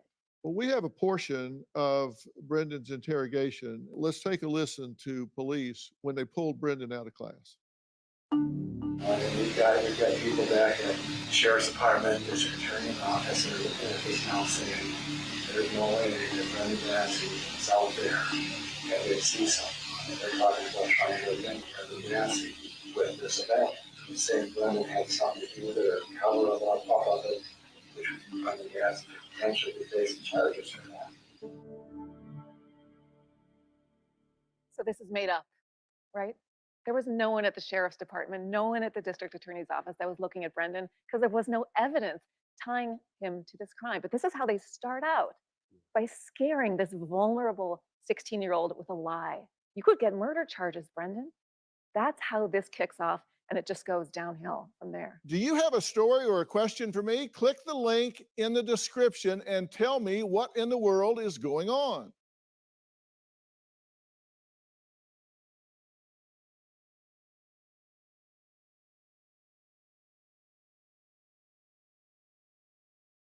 Do you think the police planted all of this evidence? That's where I think the evidence pointed. I really do. There are 4 categories of evidence that you think were set up, tampered with, whatever. Car, electronics, key, and bones. To have a conspiracy, this has to involve a lot of people that have remained mum for 10 years. And that's a pretty elaborate cover-up, if that's what happened. It's a pretty elaborate undertaking to plant this evidence. I'm not saying it didn't happen, but you believe that they did this. Why? Why are they so out to get Stephen Avery? Well, he's suing them for $36 million for his wrongful conviction. And it's not just the money. He's embarrassing them. So they had a lot against Stephen Avery, a lot of motive. Well, Ken says, and I think people would agree, DNA doesn't lie. It's either there or it's not. How do you think it got in the car, and how do you think it got on Teresa's key? Well, let's talk about the key for a minute. It was found on the 6th entry or 7th entry of the trailer. It was not the first thorough search of Stephen Avery's bedroom. The first search, they were in there for 2.5 hours in that little trailer. This is a small place. And, you know, they seized other items from his bedroom. And yet they don't find this key. Now, if you look at that key, you can see there's milling marks. That's not her daily key. That's what a key looks like before you start using it all the time. It had none of her, that's a spare key. It had none of her DNA on it, and all those crevices where she supposedly was handling it for 2 years that she had the car. Only his DNA is found on it, and it's a very small amount of his DNA that their expert said was consistent with the amount of DNA you would get if you rubbed a toothbrush or some personal item against it. Why would he have contact with the key at all? Well, exactly. He shouldn't have had contact with the key, and he didn't have contact with the key. And what's it doing in his bedroom? On the one hand, they want to try and make Stephen Avery into this criminal mastermind who's able to clean up a huge mess in his house, finding no DNA or blood anywhere. And yet, he's stupid enough to put the key in his bedroom? Makes no sense. What do you say to that? Well, spare key, first thing Jerry Buting doesn't tell you is there's a blue fob that's attached to that as well. The other end of that, the lanyard, is locked in her car on the other end of Stephen Avery's property. Study after study has shown when more than one person handles an object like a doorknob, a light switch, or whatever, you will get a mixture of DNA on it. And somebody who's uses a key every single day, think about how many times you touch that thing. All the crevices in the key, on the handle of the key, it was swabbed all the way around. And they didn't find a bit of Teresa Halbach's DNA on that key. You want to answer the question about the fob? Who cares about the fob? The key is the jury an issue. cared about the fob. The jury convicted your client primarily, or at least partly, because the fob matched the lanyard. You never hear that in Making a Murderer. You never hear it through your argument. You stood up in closing argument in rebuttal and you said, well, maybe the key is planted. Who cares? Put it all aside, as if that doesn't matter. You recognize that the key was highly suspect. The discovery of the key was highly suspect. Well, la-dee-da, Ken. Blech. Yeah. Hey, Allie, welcome. Hi. Hi, Allie. Hi, Alice. Finally, How'd it go? Be here with you. Yay! Yeah, nice to be with you as well. I think this is the first time we've ever been on a chat together. It is. It is. I'm so happy to finally get to talk with you. Yeah, I've heard so much about you from loads of people, but I think by the time I came on and came into the case, you had some issues that you had to deal with in real life and had to pop away for a bit. So glad to see that you're back with us. Yes, I'm so glad. Like I think I started seeing you right before I left, and I didn't know who you were. But I recognized you from then. So I saw you just before I left. I started to see you around. All right. Yeah. I wanted to also say this before I forgot. I'm making a quick list of names to ask Brendan if he's received their Christmas cards, because I know there's been some issues with the mail. So if you want to be added on that list for me to confirm if he got your Christmas card, let me know. So far I have like 2 people on the list. Me? So you want me to add you too? Yes. Okay. Hopefully I did it right. I sent it to you, so hopefully you know it. Yeah. That it should be okay, I hope. So I'm gonna send him this list and through email, and then ask him when he calls me because that way it gives him time to actually go over the names and make sure, because like I said, there's been some issues with the mailing system lately. I don't even think he's getting all of my letters that I sent. I sent a lot. Don't be throwing stuff. Huh? That's serious. Don't be throwing stuff. I know, right? My mess is like trashy right now. My whole bedroom is, you just can't see all the trash. So. Well, look at this. I went to the doctor just like I just woke up. This is all from yesterday. But I was representing Brendan. I don't know if you can see. Oh, yay! I was representing Brendan at the doctor today without even knowing that you were doing this until I was like just about to walk out. Oh, that's right. So that reminds me, Ellie, I need to check the Teespring store and then start, because okay, so the way Teespring works is that when everybody buys t-shirts and stuff from it, it takes like a week for the money to what they call drop, so that way I can then start the process. Okay, I will, Leanne. So then I can start the process of having them send me the money to my Carolyn to have my so I can basically get the money, and then I can do whatever the fuck I want with it. So which is normally go to Brendan. I shouldn't have said it like that, but anyway. So over here, payouts, that's what they call it. So far I think I have, yep, it looks like I have about $50 in payout, and that's specifically for the t-shirt. I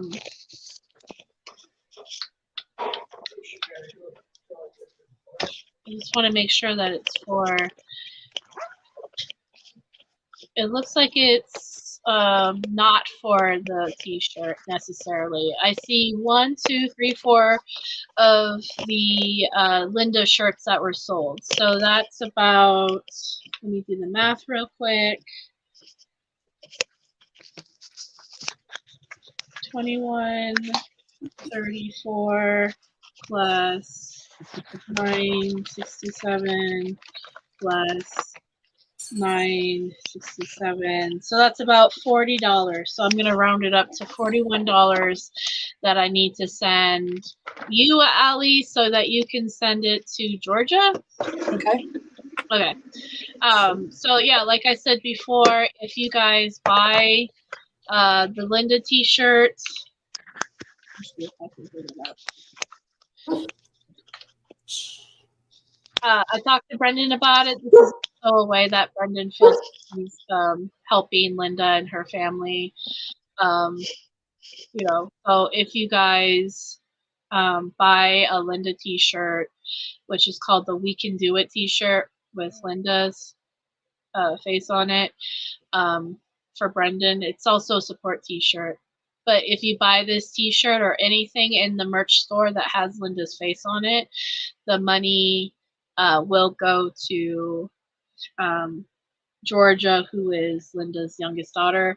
And the money from that we are doing this for, and any future money that for Linda and her family, is basically to help pay her mom back, Linda's mom, because she outright paid for the funeral services and stuff like that for Linda.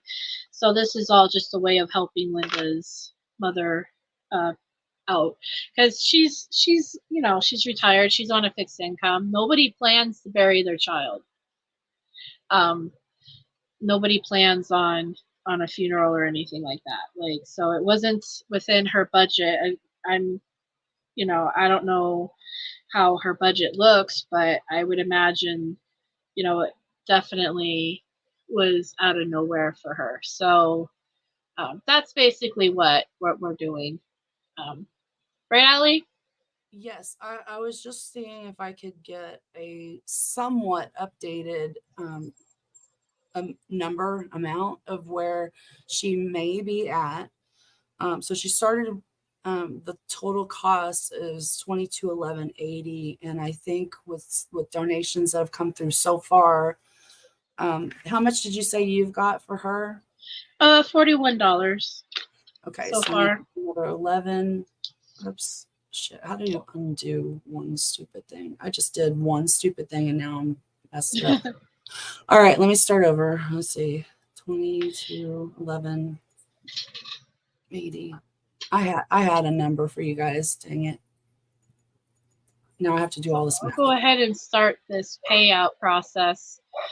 So then that way, as soon as because it takes like a week before the money goes from the time you buy a t-shirt to the time I receive the money in my PayPal. Once I start the payout process, it could probably take up to 2 weeks. So, okay.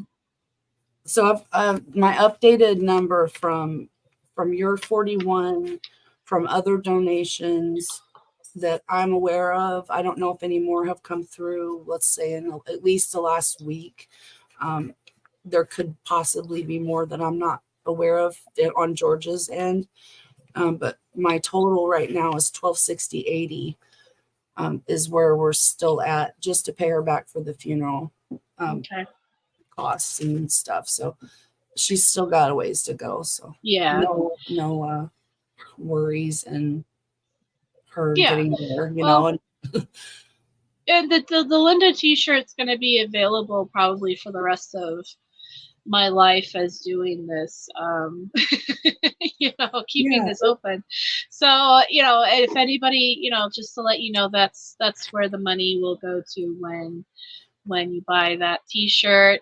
Brendan is 100% aware of it. He was very happy to do that for her, and for her family. Yeah, so do you want the links for if people want to make donations? If you can pop them in there, or you can send them to me. I don't I'll think send it to you. I I can just make you a mod too. Hold on. Okay, I'm gonna send it to you because I don't know how you want to like post that, but it'll be probably easier because I'm gonna type it slow. So make sure I get it right. There's 3 different ways. There's Chime, Venmo, and PayPal. Yeah. So if you guys want to, you know, while we're talking about making a murderer, you know, Linda was one of the most passionate advocates in making a murderer. I think she was a late starter too in it. I think she said she was there before who? Linda. Oh, yeah. I don't remember if she watched it in 2015 or if she watched it like a couple of years later.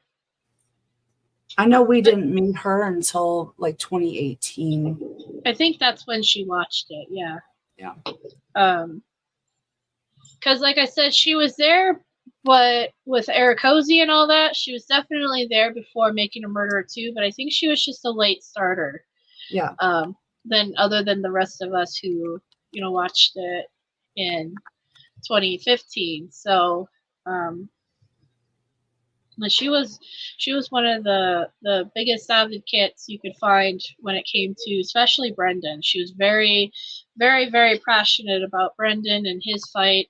She adored his family. She constantly stuck up for them. Yeah. Yeah, I wasn't on YouTube yet. I didn't know about all the YouTube stuff going on. So I said that wrong. Just there's Chime, Venmo, Cash App, and PayPal. So any way that you want to do it, I just want to let you know the Cash App is Linda's that Georgia has. The Venmo and Chime are Georgia's, and the PayPal's mine to send it to her. So as soon as I get it, I send it right over. Yeah. Just to give everybody a way to do it, because not everybody has those other things. Almost everybody has PayPal. So yeah,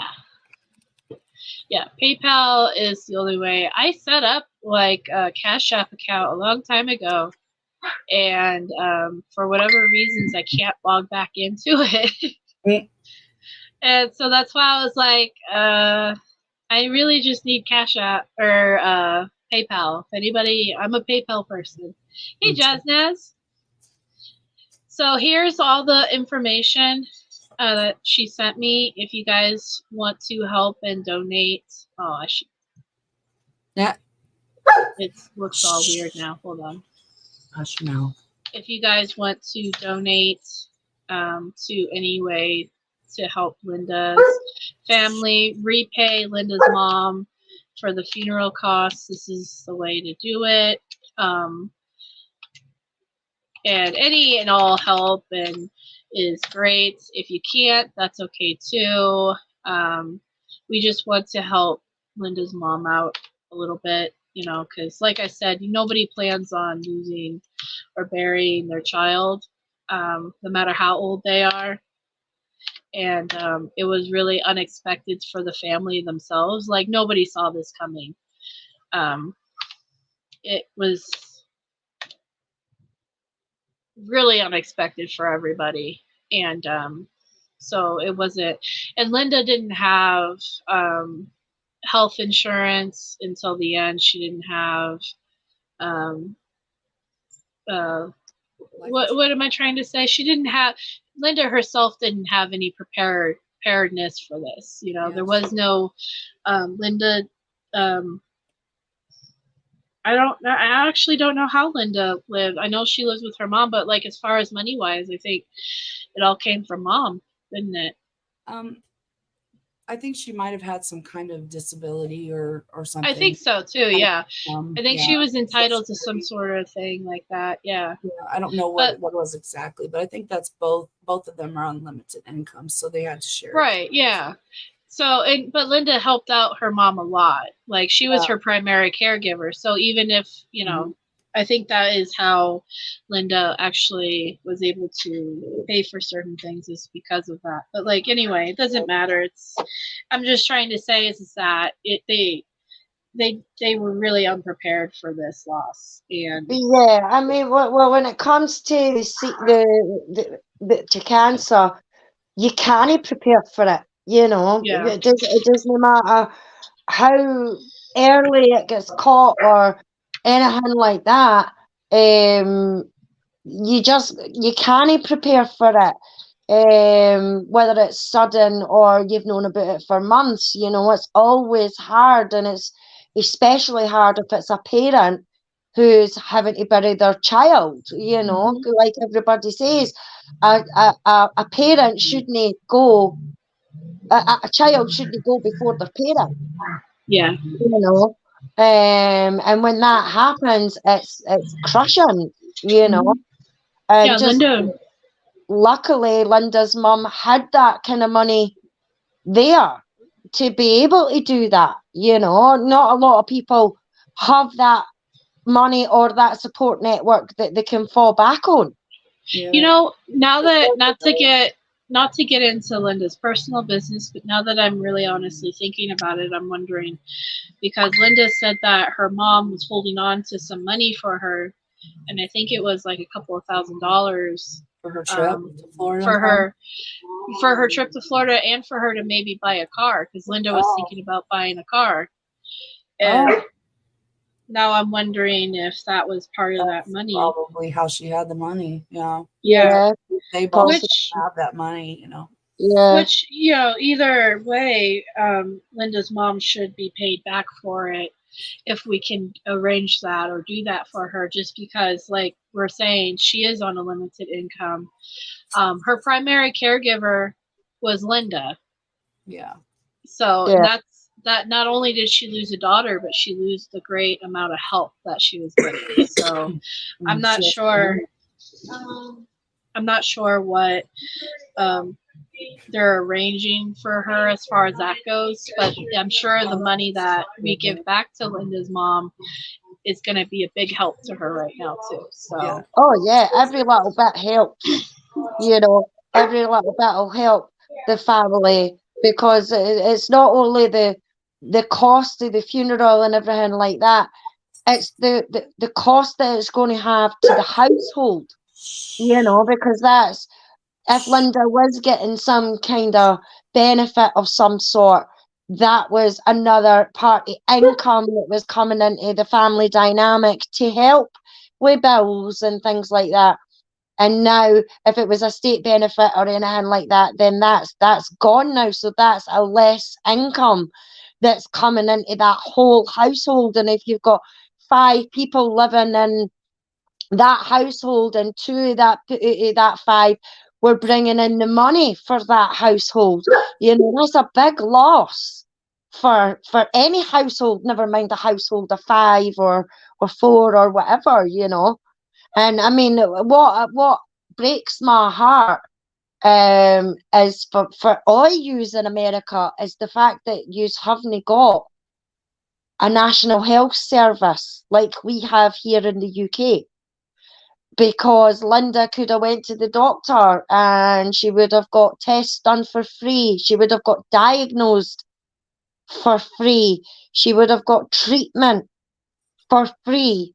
You know, you wouldn't have had to worry about having any insurance or anything like that. And yeah, our NHS is it's not going under, but it's overwhelmed at the moment. But I thank God that we have it, because I don't know if we had a system like yourselves had, where you have to have insurance and pay for doctor's appointments and everything like that, that half of this country would be able to manage that, you know?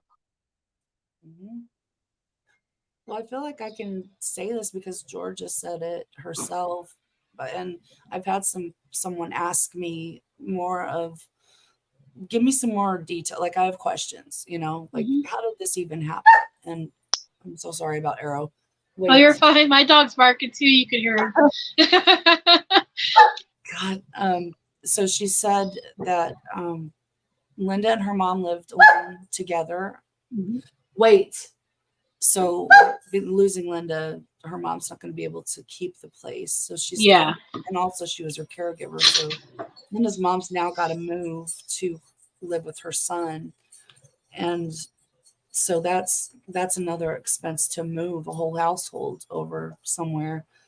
Yeah, not just of her stuff, but Linda's stuff too. Yeah, it's sudden, and it wasn't my idea originally. It was Noelle who started the idea of trying to help them with raising some money to help out. Yeah.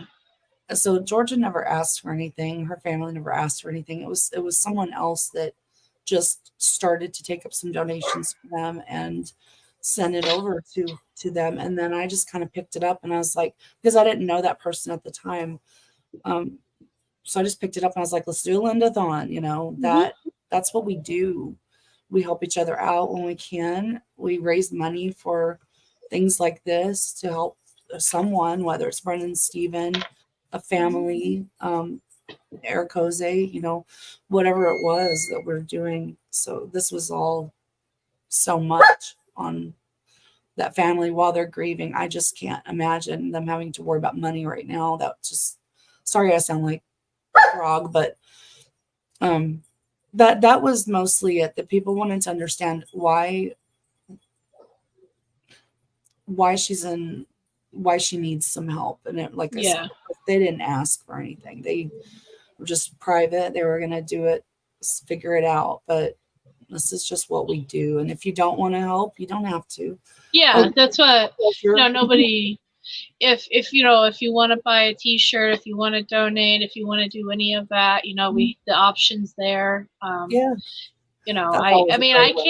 can't personally donate money right now myself. So that's also another reason why I was like, well, I can, with me and Brendan, we're like, well, let's do something that we can do. That's so nice.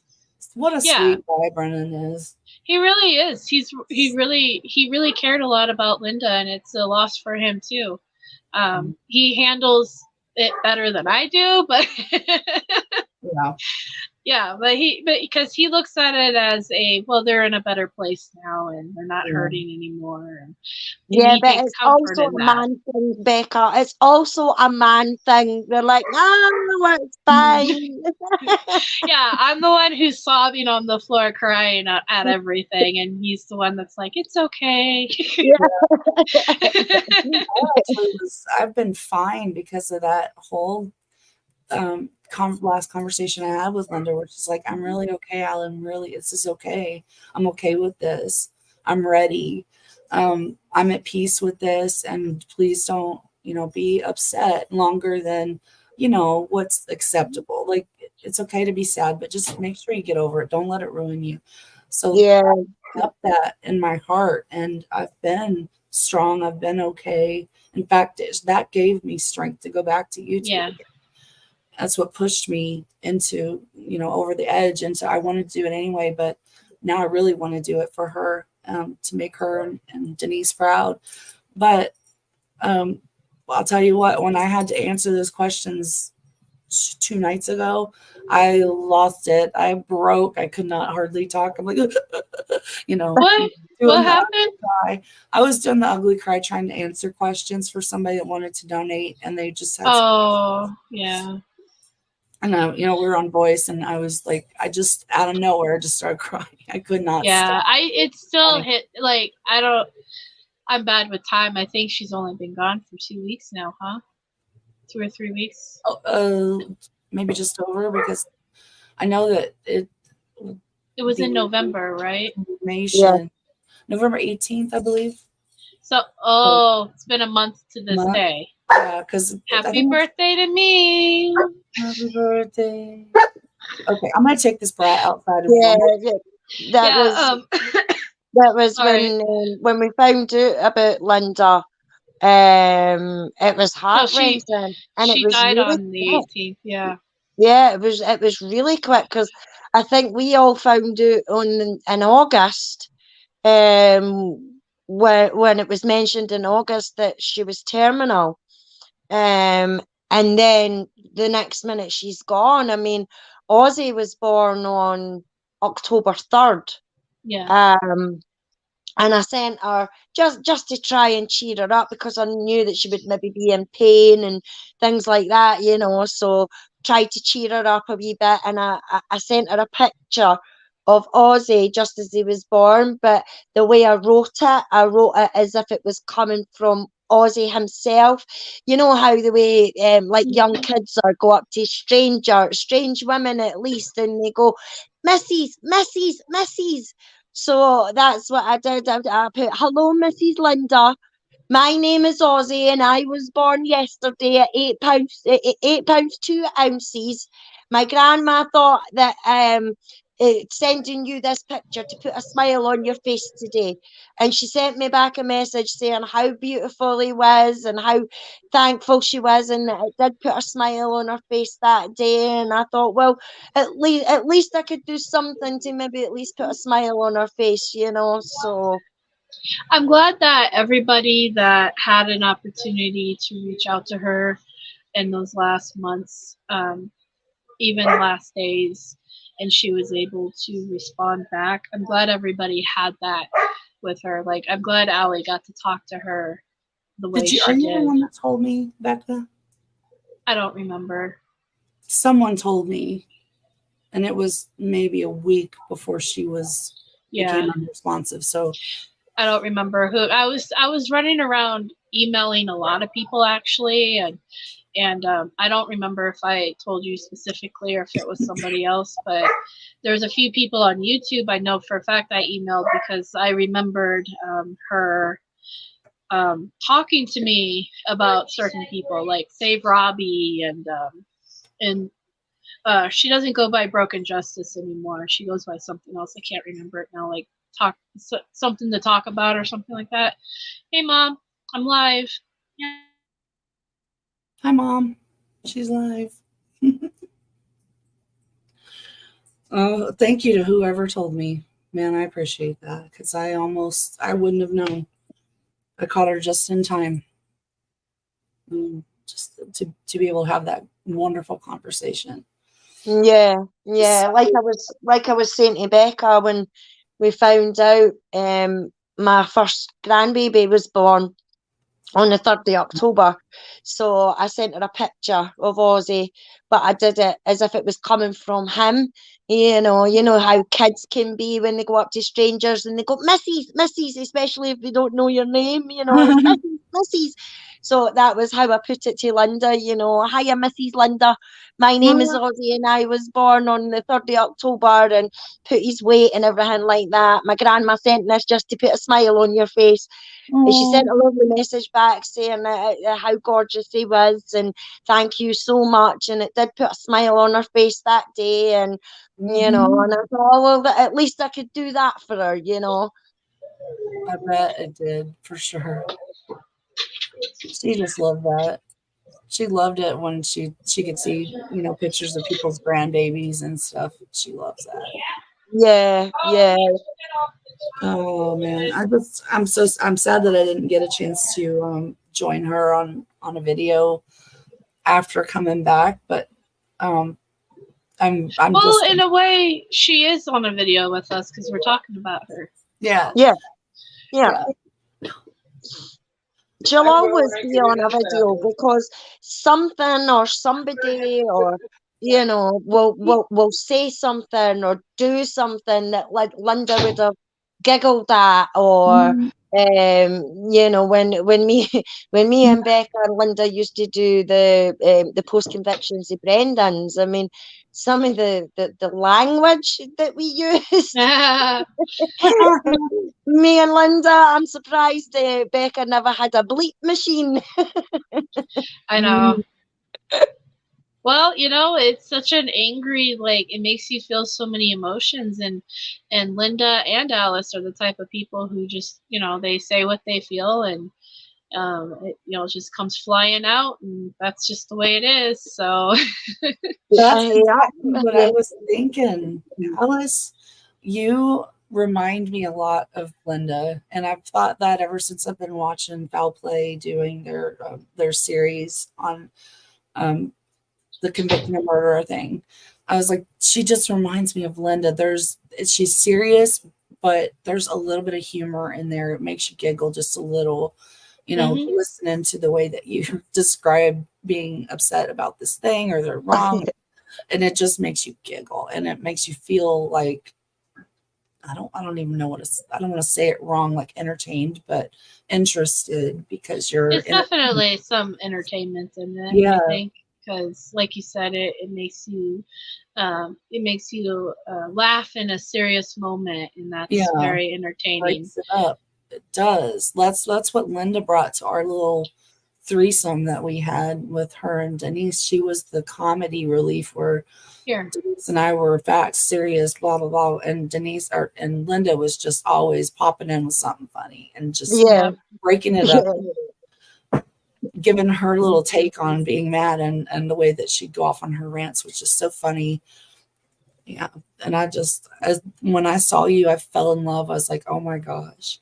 I love Alice. She's so funny. Also very that was it. Me and Linda could bounce off at each other. I mean, especially in a cursing competition, the two of us, the both of us have got foul mouths. Me too. But that's part of my vocabulary, Ali. You come to Scotland and it's all the sweary words that you can imagine just gets used in a normal conversation, know. And that's what I liked about Linda. She was straight, she had something to say. Look at that. Yeah. Well, so when you take a drink, it's like, fuck you. Yeah. And then she gave me permission. I mean, foul play did the wrong thing and gave me permission to swear, and that was the worst thing that they could do. I remember that. Yeah. I was trying to be so, I'm no polite, I'm no posh, I'm common as muck. You know what I mean? So, but then on somebody else's channel and everything like that, you try and watch your P's and Q's and you try to be polite and you try to be nice. And I think I said fuck or something like that on foul play. And I was like, oh, I'm so sorry. And they're like, no, swear all you want. I went, are you sure you want to do that? I think I remember. There we go. That's a nice background. I know. I've made a friend who does like, I don't even want to try to guess, but some sort of like church related content. So he says anytime he's on one of my lives, like he would do it as long as there's no cursing or anything that can't be, that would make him maybe look a little maybe bad because of the cursing. So I was live one time and he was on and I slipped the F-bomb and I was like, oh, I'm so sorry. I'm so sorry. It's on my live. I mean, I cuss like crazy on my lives, but it was on my live. Like, I'm so sorry. He's like, no, it's fine because we're on Discord. I'm like, but we're live. And then he goes, it's okay. Like, okay. I'll try to watch my mouth because I'm trying to be respectful of. Yeah, I try my best not to. But then people in chat start taking bets about how long it's going to take me to drop the F-bomb, And if I don't go, if I go through an episode without doing any swearing, they're like, "What's wrong with you, Alice? You never even said a word. You never swore once. What's wrong? Alice is out of character." Yeah, aye. Well, 1 year, when me, BB, Linda, Sammy, Jinx, and all of us, we were going to the rally house and 2021. Rhonda. Yep, I think it was 2021. Yeah, because I met you guys with Jinx. Mm-hmm. Or no, not with Jinx, but with Matthew. Sorry. Yeah, Matthew. Yeah. Well, you brought up Jinx from that, and then that's that picture that I have Jinx of Matthew and Cam. Yeah, I have this picture here of BB. Let me see if I can get it. I have pictures all over my computer. T1, you're always the comic relief. You killed Linda so many times, and It feels weird to say that, but she said it, so I feel like it's cool. Like that was always the joke. Oh God, T, kill Linda. T's so But you funny. have to have jokey bits. You know, you have to have some comedy. You have to have, you know, a bit of hilarity, because I know it's a serious subject and that, but when you're reading transcripts and everything like that, you know, it gets monotonous. So if you can put on a funny voice here or make a suggestion here, it just breaks the monotony up. You know what I mean? Yeah. And it makes it bearable. I love that picture. That made me feel like I was there. That's what I was. In front of BB. Yeah, that's what I was gonna say. I asked the people in chat when voice chat in foul play before we were going, like, is there any signs that you guys want me to make for you guys? And Alice said, make me a sign that said this is a load of bollocks. Mm-hmm. So I did. I made that sign, and yeah, that's the one that BB was holding on to the whole time when we were in Manitowoc. So that's why I took a picture of it. Yeah. That's so and sweet. then we had like a little inside joke about this picture. Before BB passed, she said she wanted us to put Bernie Sanders sitting next to her, and because it's a meme online, and she thought that was hilarious. So that's what we did. I just made this last night, so yeah. So that's why picture. Bernie. That's why Bernie's sitting there. It's because not Alice, but BB had a joke about it, and yeah. So, but yeah, no, that's why that sign is there. It's this is a load of bollocks. That's Alice Alice themed sign. That's my go-to when I get pissed off. It's a load of bollocks. That's funny. I love it. Yeah. So I hope everybody gets together this year for a rally. I would love to meet more people, and I've felt so happy in foul play lately, and just like reinvigorated. I don't know, just something stirring in me again, and I just want to jump into every conversation. Just I have so much to say. Like last night just wound me up, man. I wanted to go live. I was going crazy, but I was like, oh no. Weird, but I didn't. But I kept thinking about it ever since. Like, man, I had so much to talk about that you guys were discussing. Well, you know that I do think that foul play is a good resource for, you know, finding information and for talking about theories and stuff like that. And I don't always comment during the lives, but I do listen to them because it's always it's good because I like to listen to stuff while I'm doing stuff like cleaning or laundry. Excuse me. But yeah. You're fine. See what T says. Thank you. Thank you, Under Your Scars. And I actually, it's funny is that I got an email saying that I was expecting something from Canada. And I kind of thought it was from you. And then she made a comment earlier in the stream saying you should be getting mail today. And it's actually coming tomorrow, it looks like, but still. I'm excited to see what she sends me. Some really cool stuff sometimes from Canada. Nice. Yeah, I like getting, like, no matter what it is, when I get packages from people in other countries and they throw in like things that are only specific to that country, I think that's so neat.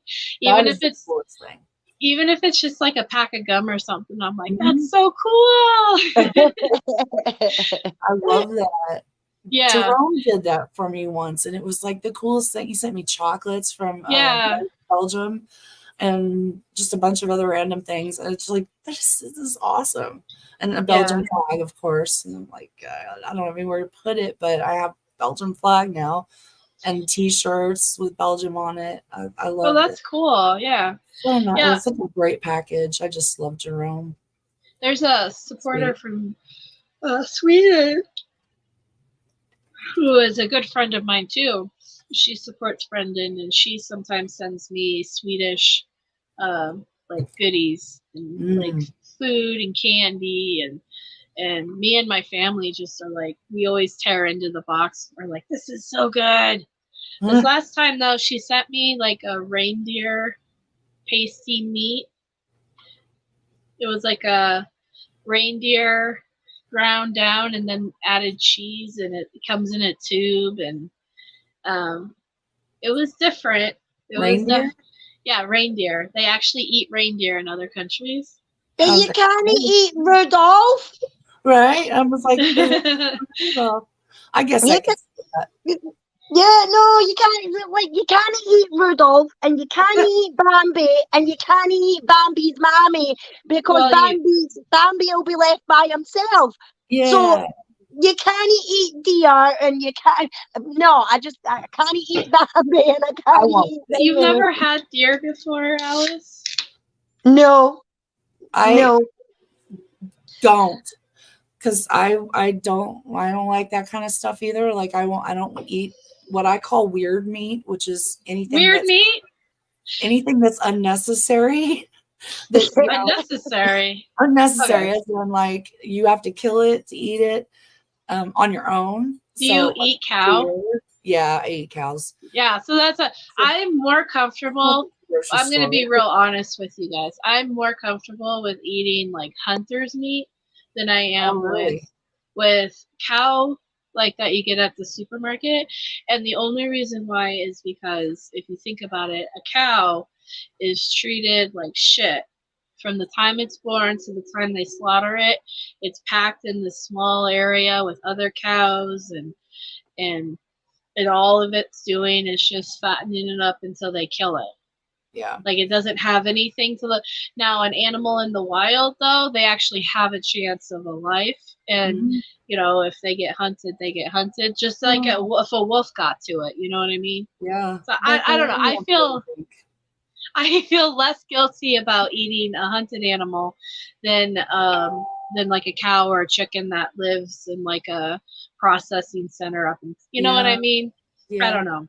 And you're right. I never thought of it that way, but that makes so much sense. I've been just very like it's a mental thing. Right. And Well, when you think of hunting, you think of killing, and when you think of killing, but when you go to the store and you get hamburger meat, it's so ingrained in our culture that you don't think of the cow, you know, before it gets to that point. But I'm not big on red meat anyway.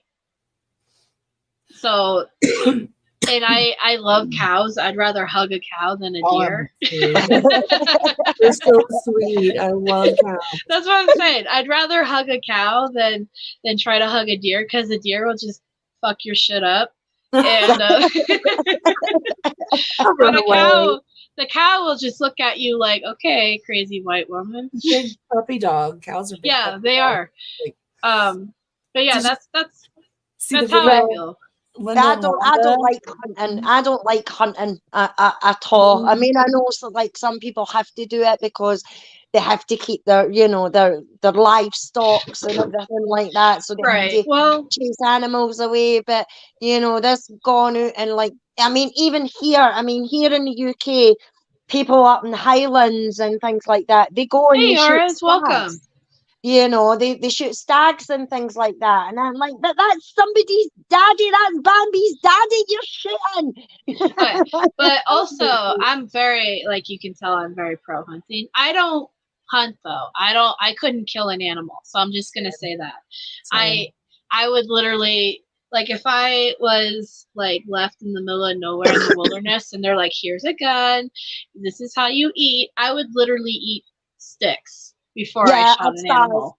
Now, that being said, I do respect the whole process of hunting. I respect the reason, as far as feeding your family, and, you know, and there is actually a wildlife conservation reason for hunting. Like, they don't just say go out and kill as many animals as you want. Like, that's why they have tags and stuff.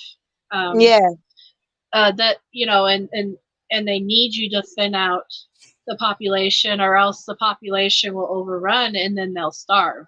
Yeah, yeah. So like I get it. I get the science behind it and all that. I'm not a hunter either though, so I get it too. Yeah. I mean, it's not just deer and things like that. It's the ones that go, to like Africa and things like that and shoot. Right. Those elephants that's and yeah, deer that's and different. Yeah. giraffe and things like that. It's like, why? Why do you need to do that? You know what I mean? There's any reason to do that. That's just you wanting to have a big fucking ego because you shot an animal that's bigger than you. You know what I mean? And that's just that's sport. They're doing that for sport, no because they're doing it to get their picture. Yeah, they're doing it to get their picture next to like a dead giraffe or whatever. Yeah, that's different. Yeah, that I disagree with completely because those animals are also raised in a closed environment, so that way they can charge like hundreds of thousands of dollars to rich people just to entrap them and to shoot them and kill them. That's not hunting. No, that's just torture in a way. I feel like for animals, that's no different than packing a bunch of cows into a small space and then eventually, you know what I mean? That's no different to me. So I mean, I understand to feed people, but I'll tell you my deer story. There was even though it is kind of a mental thing for me, I always thought it was. But then there was one time that I was starving to death because I was kind of homeless. So I'd gone over to someone's house and they made me a burger. And I was like, oh, this tastes really funny, but I'm so hungry. I didn't care. It's different tasting, yeah. It ended up making me, about 5 minutes later, I threw up. And I was like, man, I'm sorry. I threw it up. I think maybe something was wrong with the meat. It might not have been good or something, but I knew it tasted weird, but it made me sick. And he said, oh, it's because it was a deer burger. I was like, that's probably why. Yeah. My stomach doesn't handle pork and stuff like that. I can handle chicken and beef and fish, but that's about it. Anything other than that, my stomach's like, my stomach cuts that way with a lot of red meat too. That's why I don't usually eat a lot of hamburger. I mostly eat chicken and fish when I eat meat, and that's only when I in the mood to eat it. Yeah. I mostly, believe it or not, eat a lot of vegetarian options. Yeah. Well, I'm a glutton. I'll eat beef. I'll eat steak. I'll eat stew. I'll eat mince. I'll eat chicken. Right. That's why. Yeah. So, I love fish. I'll eat fish all the time. I know T1's probably trying to make a joke out of that. What about fish? But I do like fish. Salmon and tuna are my favorite fishes. Yes. And I'll eat chicken. I love chicken. And you know what though? And I feel less guilty about eating chicken because I know if chicken was just slightly bigger, it would eat me first. Because because chickens are like half dinosaur. Did you guys know that? Yeah. I've seen chickens do some pretty fucked up shit in my life. That's the truth. I have seen chickens they can be vicious. They can be vicious little fuckers. I had a pet rooster. It was like a cat. I had a pet rooster. He was just like a cat. He really? Purred. Yeah, he purred. He'd come when you called him. If you like, he would do it back to you. He was so cute. He liked to sit up on my head. Yeah, it's biding time. You're thinking about, just like a cat though. Cats bide their time until they can think of how they're going to eat you too. So yeah, he was a fighting rooster, and I rescued him. I bought him for $50, and oh wow, it's like no more fighting for this one, because he was a little rooster, but man, he won, and I didn't like that. I was like, man, I just feel like he's just so small, Yeah. See, I couldn't have a rooster. I'm a crabbit bitch in the mornings, like very, very early in the mornings and that. And if I get woke up out of sleep by somebody at my door or anything like that, that's me. I'm a crabbit bitch the rest of the day. If I had a rooster, I'd be like, no, no, you're Oh. getting, I'm going to cook you. Right? I have roosters right over. I just could Right not be there. at like 5, 6 in the morning because they do it as soon as the sun comes up, don't they? Oh yeah, just before even, like, I've got roosters right next to me over like across the street. Boy, I tell you, they're always crowing. They crow all damn day, it seems like sometimes, but especially right before the sun comes up and while it's coming. Oh God. Always making noise, but I love it. I love it. I'd be shouting out the window to their neighbours, get that cock under control or else I'm Right? going to Yeah. But I don't hear them in the house, so it's okay. It's okay. They don't bother me. But I don't like cockfighting. That's awful. It was terrible. Yeah, I don't haven't like seen that either. I don't think animals should suffer Yeah, like I mean- unnecessarily. Even, you know, even when, because I actually on one of the many hats I wear in life, me and my parents sometimes taught hunter ed to the kids. No. And I did it because I'm a firm believer in gun safety, so that's why. Like I said, I'm not a hunter. I'd never want to go out and hunt, but I do firmly believe in gun safety. Good, yeah. Because there's a lot of accidents that could be prevented with knowledge. But anyway. KT, anyone had cougar before? Not me. But one of the things that we teach in hunter ed is, you know, these are the areas where you can shoot the animal that will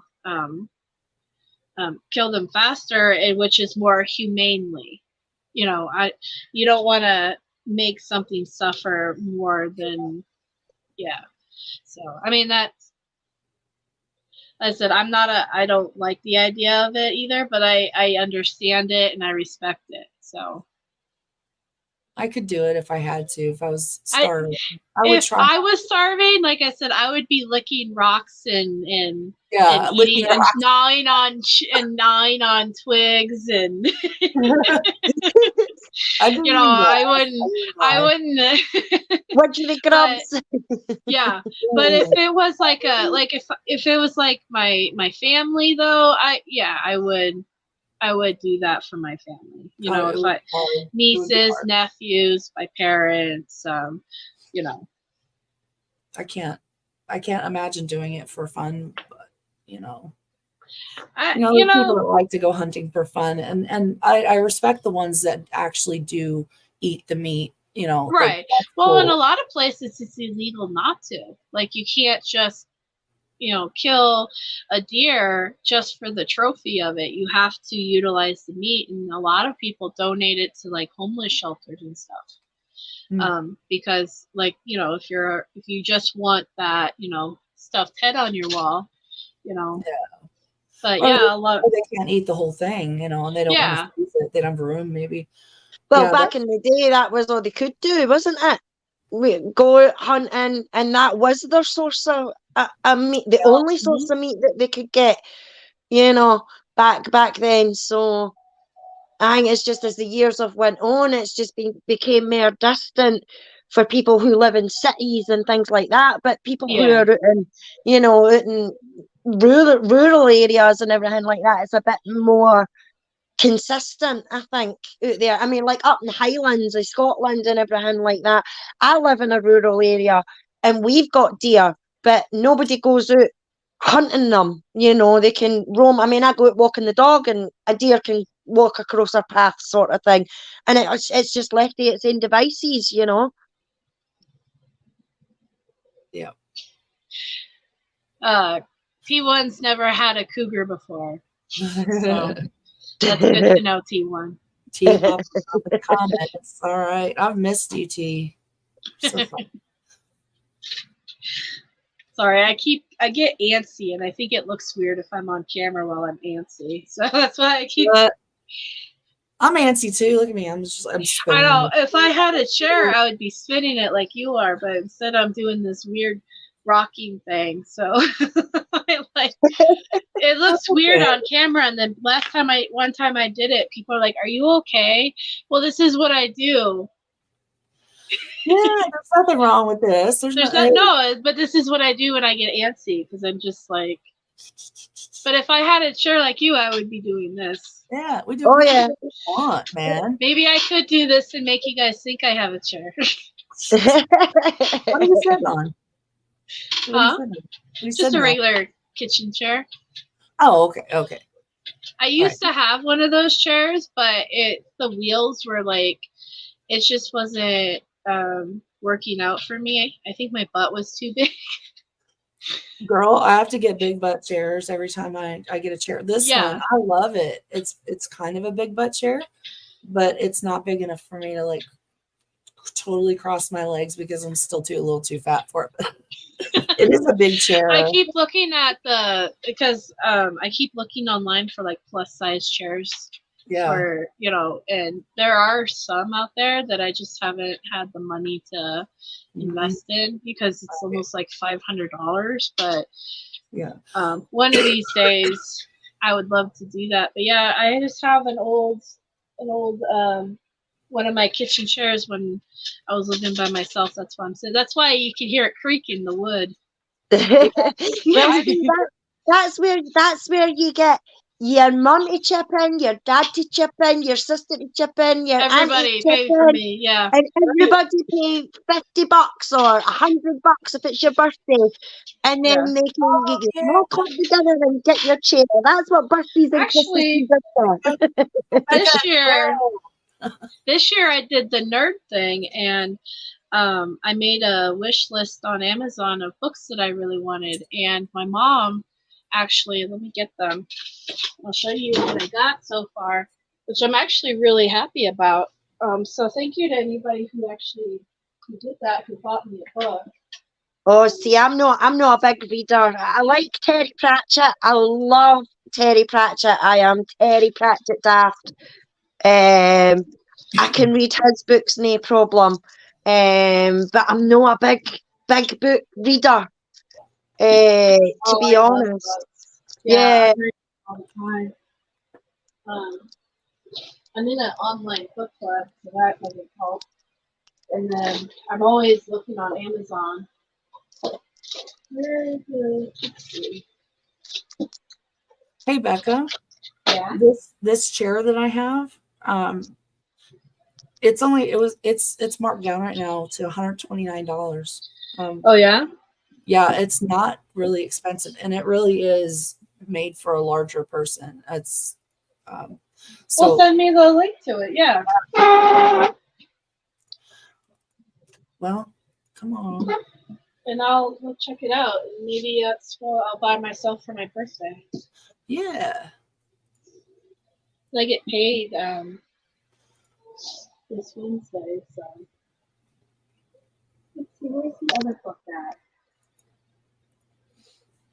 So if you don't mind just like sitting still, or well, if you don't need to put your leg up in the chair, it's perfect.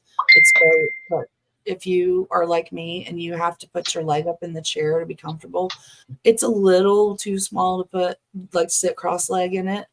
But I can get one leg up in the chair, no problem. I couldn't do that anyway with my legs anymore. Okay. Yeah, if you don't mind your feet being on the ground. Plus, it's got that little kick out for, if you want to. But I never use that because it feels like it's down too much, so it's a little awkward. It's weird, so I don't ever use the little kick out thing. But yeah, I reorganized my room a little bit. I was trying to find where that other book is. Got recently. Well, I'm a wee short arse anyway, so any chairs that I sit on, my legs dangle off the edge. Yeah. Oh, that's another thing, Becca.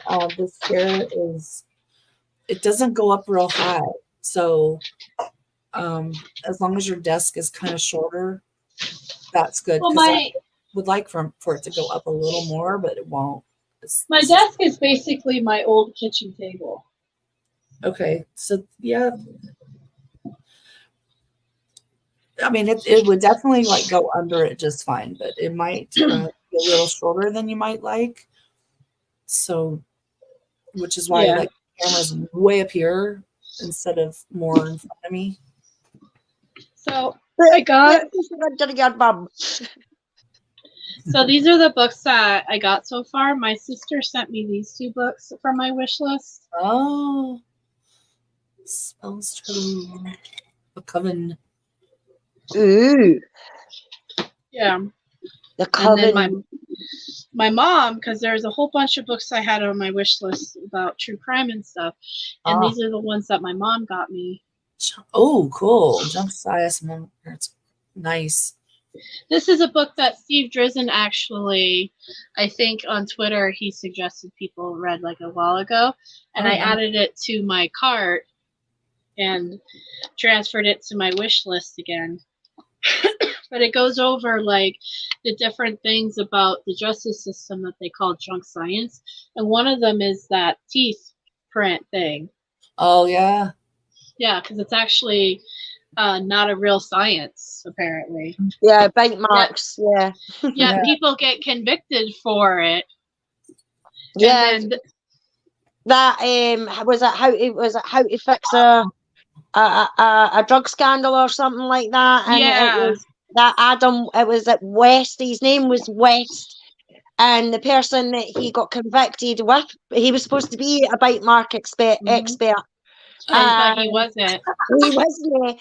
And the whole conviction got flung out the window, if I remember right, because it was a load of shite. Yeah, well, that's what they're starting to see, that bite mark experts aren't really necessarily experts. And, you know, even people like Ted Bundy, you know, they're saying that, not saying that Ted Bundy didn't commit the crime, but the bite mark that he had in that case, you know, nowadays wouldn't fly because there's no scientific reason behind it.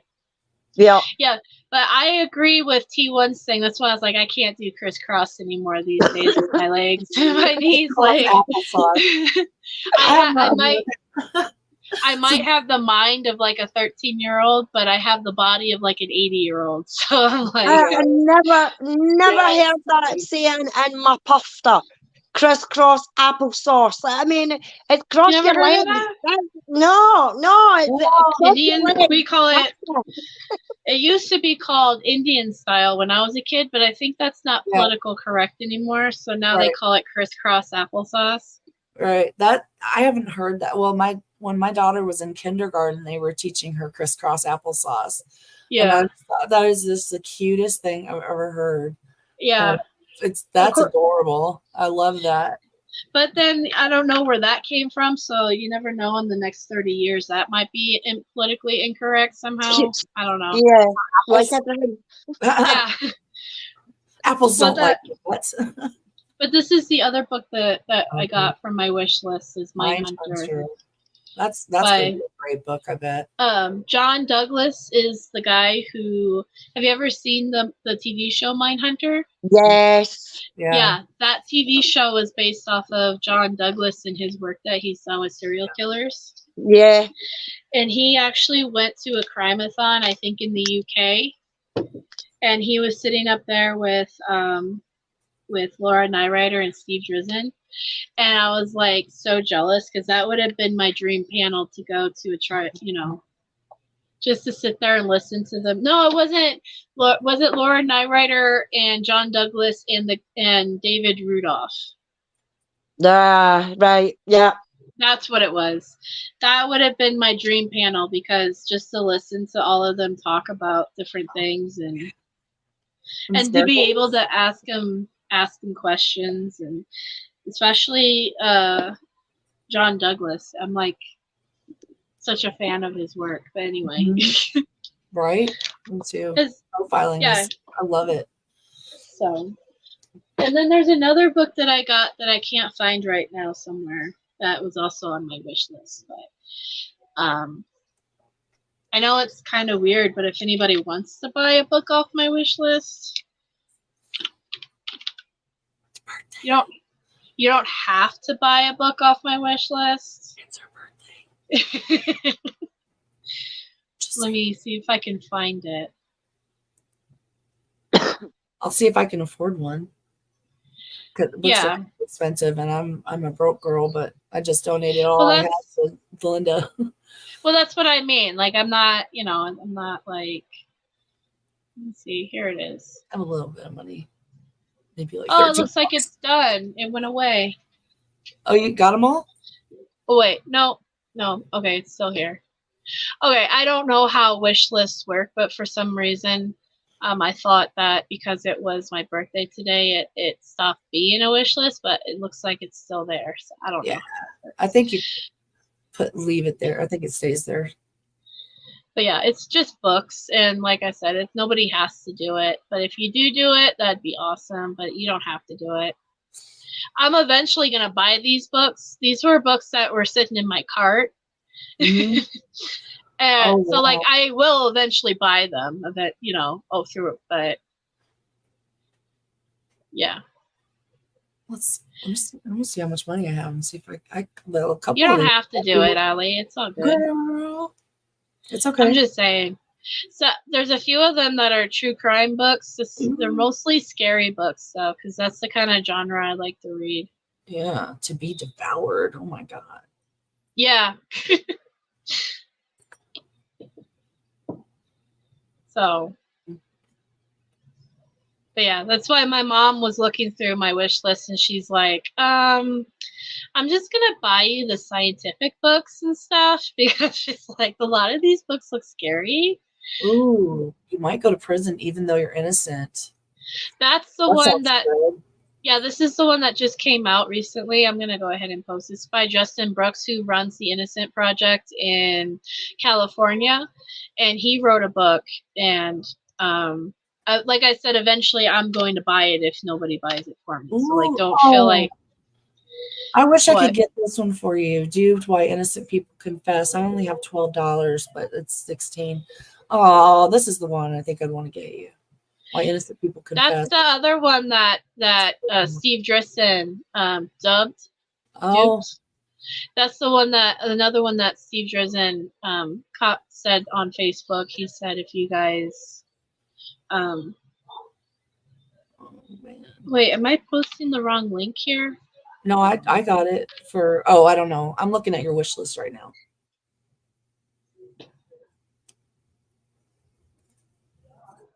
Anyway, yeah, so those are the dubbed book, and then the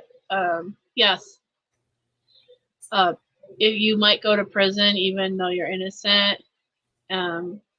Those are the two books and then the Fatty Fatty Boom Boom book is by Rabida, who is Adnan Syed's lawyer. Oh. So that's just her personal memoir book. She actually has a book that I have that she did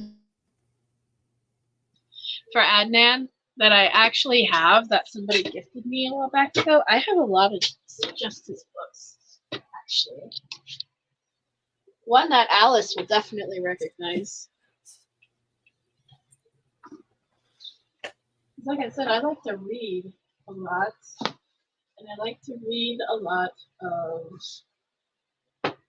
crime books.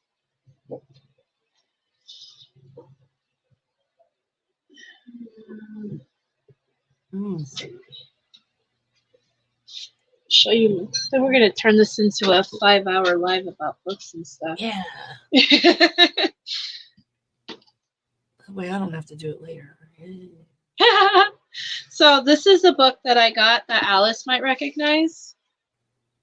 Innocence Betrayed. Oh yes, yes. Yep. This is about Luke Mitchell. This is Dr. Sandra Lean made this, did this book. I bought it off of Amazon because, it's a letter from somebody. Yeah, okay. That's funny. That was my bookmark. But yeah, so it talks about Luke Mitchell's case. If you guys want to get more into that, this is a good book to read about Luke Mitchell's stuff. She breaks down what she can, and I don't think she can go over all the evidence because of the country she lives in. Yeah, And no. So She can only do excerpts of like documents and things like that. Yeah. But people have started getting the transcripts for the trial. That's interesting. And we were told that we couldn't get them. Even I tried to look it up myself.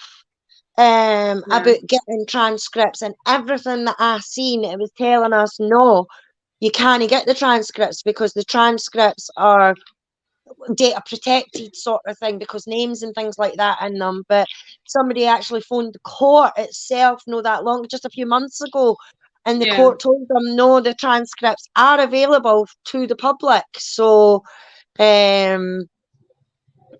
people have started to get them. I haven't read them yet, but that's next on my list to do.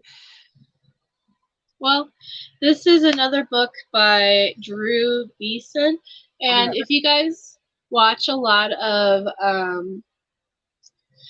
Jerome, the French Wrecking Crew's channel, he's friends with this guy, and he once talked about this it's called the Yuma 5, County 5 in California. These 5 intellectually disabled individuals basically went missing for a few days and then were found dead, and they have absolutely no idea how that happened or why that happened. Like, they literally were driving home from a basketball game one night, and next thing you know, they're up in the mountains and dead. Okay. Yeah, and so it's like a big mystery as to why they went up there and all that. Yeah. And it's hard. So it's definitely an interesting case in a book. But yeah, if you guys check out the French Wrecking Crew channel, if anybody has that link, let me see if I can. He talks to Jerome.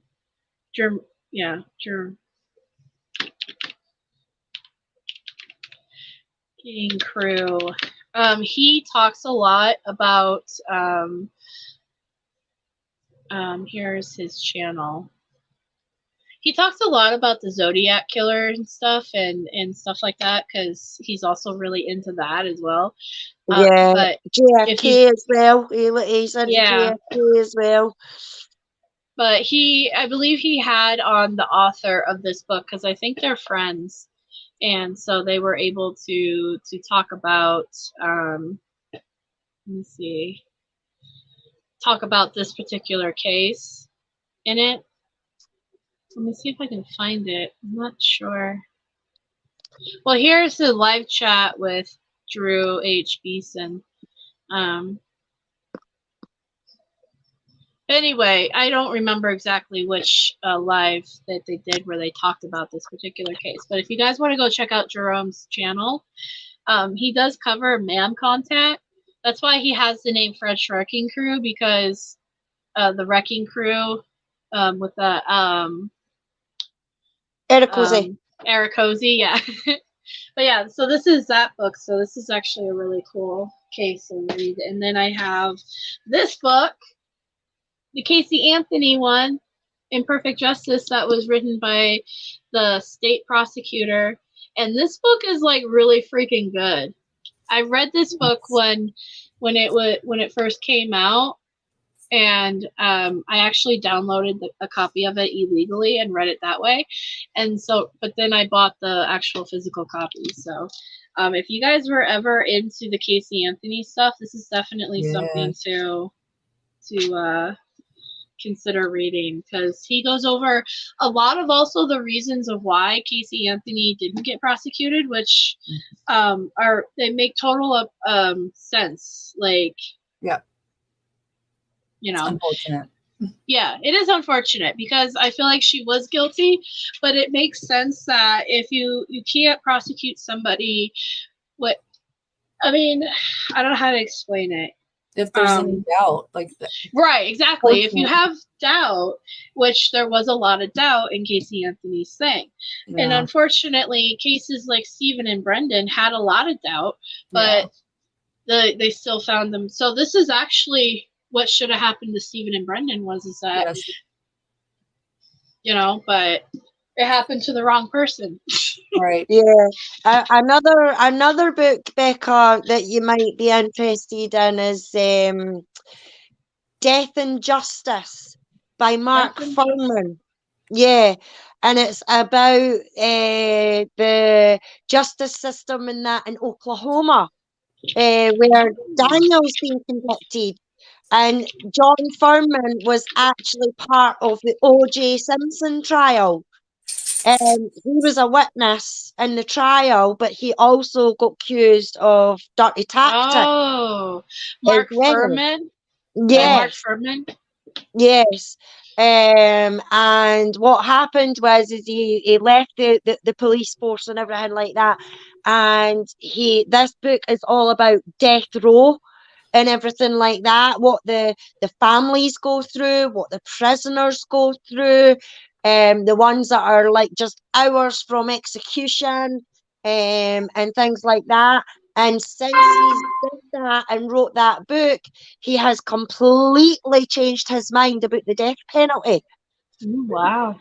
Well, I just added it to my book list then, to see if, like I said, I'll eventually buy these books too. So like that way, but yeah, no, that's interesting. I'll definitely read it. This is the book that I was telling you that originally made me want to bring down these books and show you guys. But this is the book by Rabida, Adnan's lawyer. She's the one that wrote this book called Adnan's Story, and this is also a very good book if you're new to the case. There's a lot of things that she, kind of like in Sandra Lee's, decided not to make public certain details about the case, to be more respectful to the victim. Yeah. But she did put out a lot of information in this book that, Yeah. And luckily Adnan is free, but now I hear he's going back because of the way that he was released, and the family's saying that they weren't notified or something like that. So I don't know. That's out of order. That's bang out of order. Yeah. It really is bang out of order. I mean, the thing with Dr. Sandra Lean and the information that she could put out, she has to watch what she's doing because she can get held in contempt of court. Right. So there's legal implications for her if she puts out certain information, Yeah. Well, and then this is a book, The Hanging of Betsy Reed, that my mom got me. That Betsy Reed is like a relative of mine. Oh, really? Yeah. The Reed family is on my grandfather's mother's side. All right. Cool computer setup. Thank you. But basically, Betsy Reed was the first woman in Illinois to be hung because she killed her husband. Oh. And they accused her of witchcraft. Oh. So that's a relative of mine. So you're a wee witch then, are you? Yeah. Yeah. Apparently it runs in the family. Yeah. Well, she killed him. Like originally, she was sold to a guy, and he branded a mark on her face. And that when she was a teenager, and she killed him and burned his house down and ran away. And then years later, she marries this guy. But she was known to wear like a scarf over her face to hide the scar that the first guy gave her. But anyway, she eventually killed the second guy, but she got caught, and she was trialed as a witch because they say it was from poison. But anyway, so if you guys want to read about my family and true crime, I have one. Patty Hearst, apparently I'm related to. Are you related to Patty Hearst? Yeah. Wait, Yeah. that's the lady that was kidnapped and then put in a closet, and then later she went and robbed the bank. Yes. Isn't that crazy? Like, how That's funny. there's somebody else. Oh, and my family used to have a car company. One of the first cars was called Apperson Jackrabbit. Oh, really?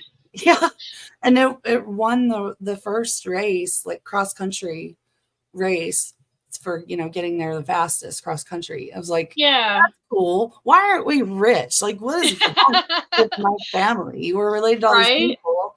It's a whole mess. This is a book though, and this is the last book I'll show, unless you guys want to see like other kind of books I have. I can pull them all out for you. I don't care. This is a book that my mom got me about the psychopath next door, and it's about narcissists and stuff, and dealing with them. She got this for me because of I actually went through a really, really bad friendship with somebody who was a narcissist, and it really like fucked with my head. Yeah. I had to go through the therapy and stuff, and so my mom actually bought this book for me to read, and it's not a bad book, it just basically explains narcissists and why they do what they do, and how you can deal with that. But yeah, those are the books that most of my true crime books that I have that I really enjoyed. I got bunches of others. I do have more true crime books. I have here. Hold on. I haven't read these yet though.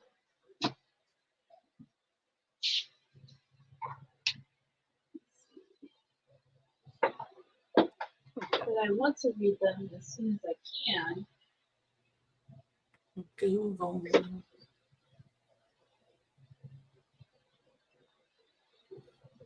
Here's one that I really want to read soon.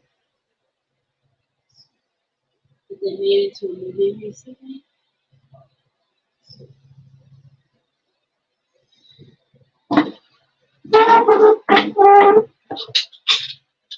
But here's one that I got recently that I haven't read yet. It's called The Phantom Prince. And it's written by the lady who was with Ted Bundy when he was doing all those killings and stuff. Mm-hmm. And in it has a bunch of pictures.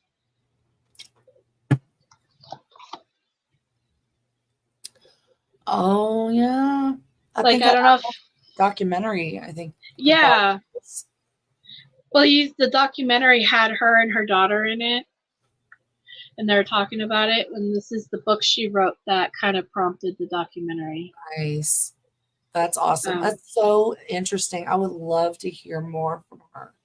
Yeah. How do you not see those signs? And what was it like? Like, do you notice? And thinking back, do you see anything? Like, what could you? Right. Well, I guess in the documentary, doesn't she kind of talk about how she saw some things that she was kind of like, that's weird, but yeah, whatever. And she's the one that called the police and reported him originally. Yeah. You know? So she must have had some gut feelings or some sort of intuition that he was doing something like that, Yeah. And then this is another one that they made into a movie that I really want to watch, but I want to read the book first. Oh, part of this, I think. Yeah, Ripper's been talking a lot about it. Okay. Well, I think I've heard of it a long time ago, but yeah, it's basically back in the 30s,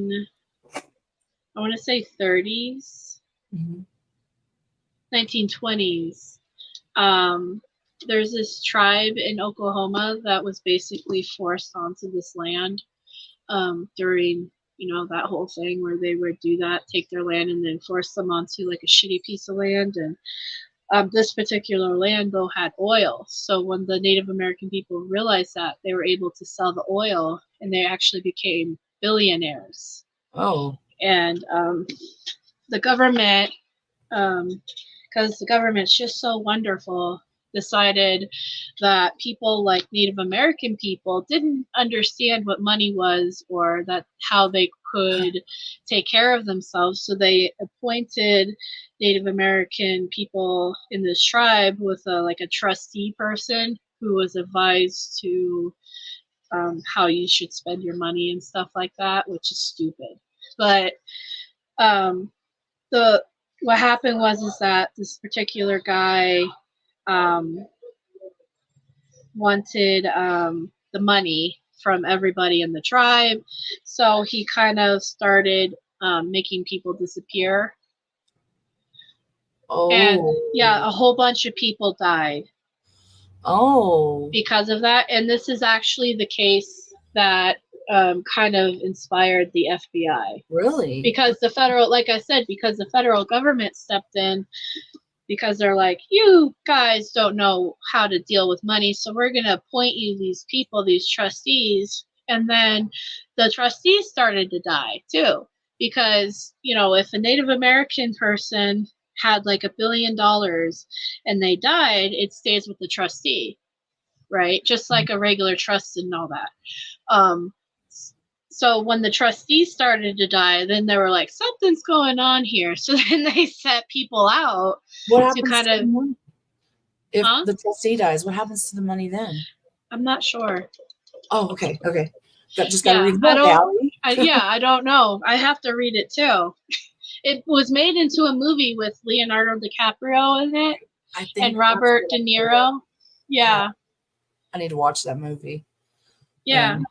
And but yeah, this book was written by David Gran, and the woman who is like the main character in this book, her family's still around, and they gave a lot of like personal details and stuff about what the family was going through at the time. And yeah, I'm not gonna tell. I already know what happens because it's a pretty famous case in the true crime, so I won't spoil it, but I already know what happens and who did what. And yeah, but it's a really good story if you guys want to read it.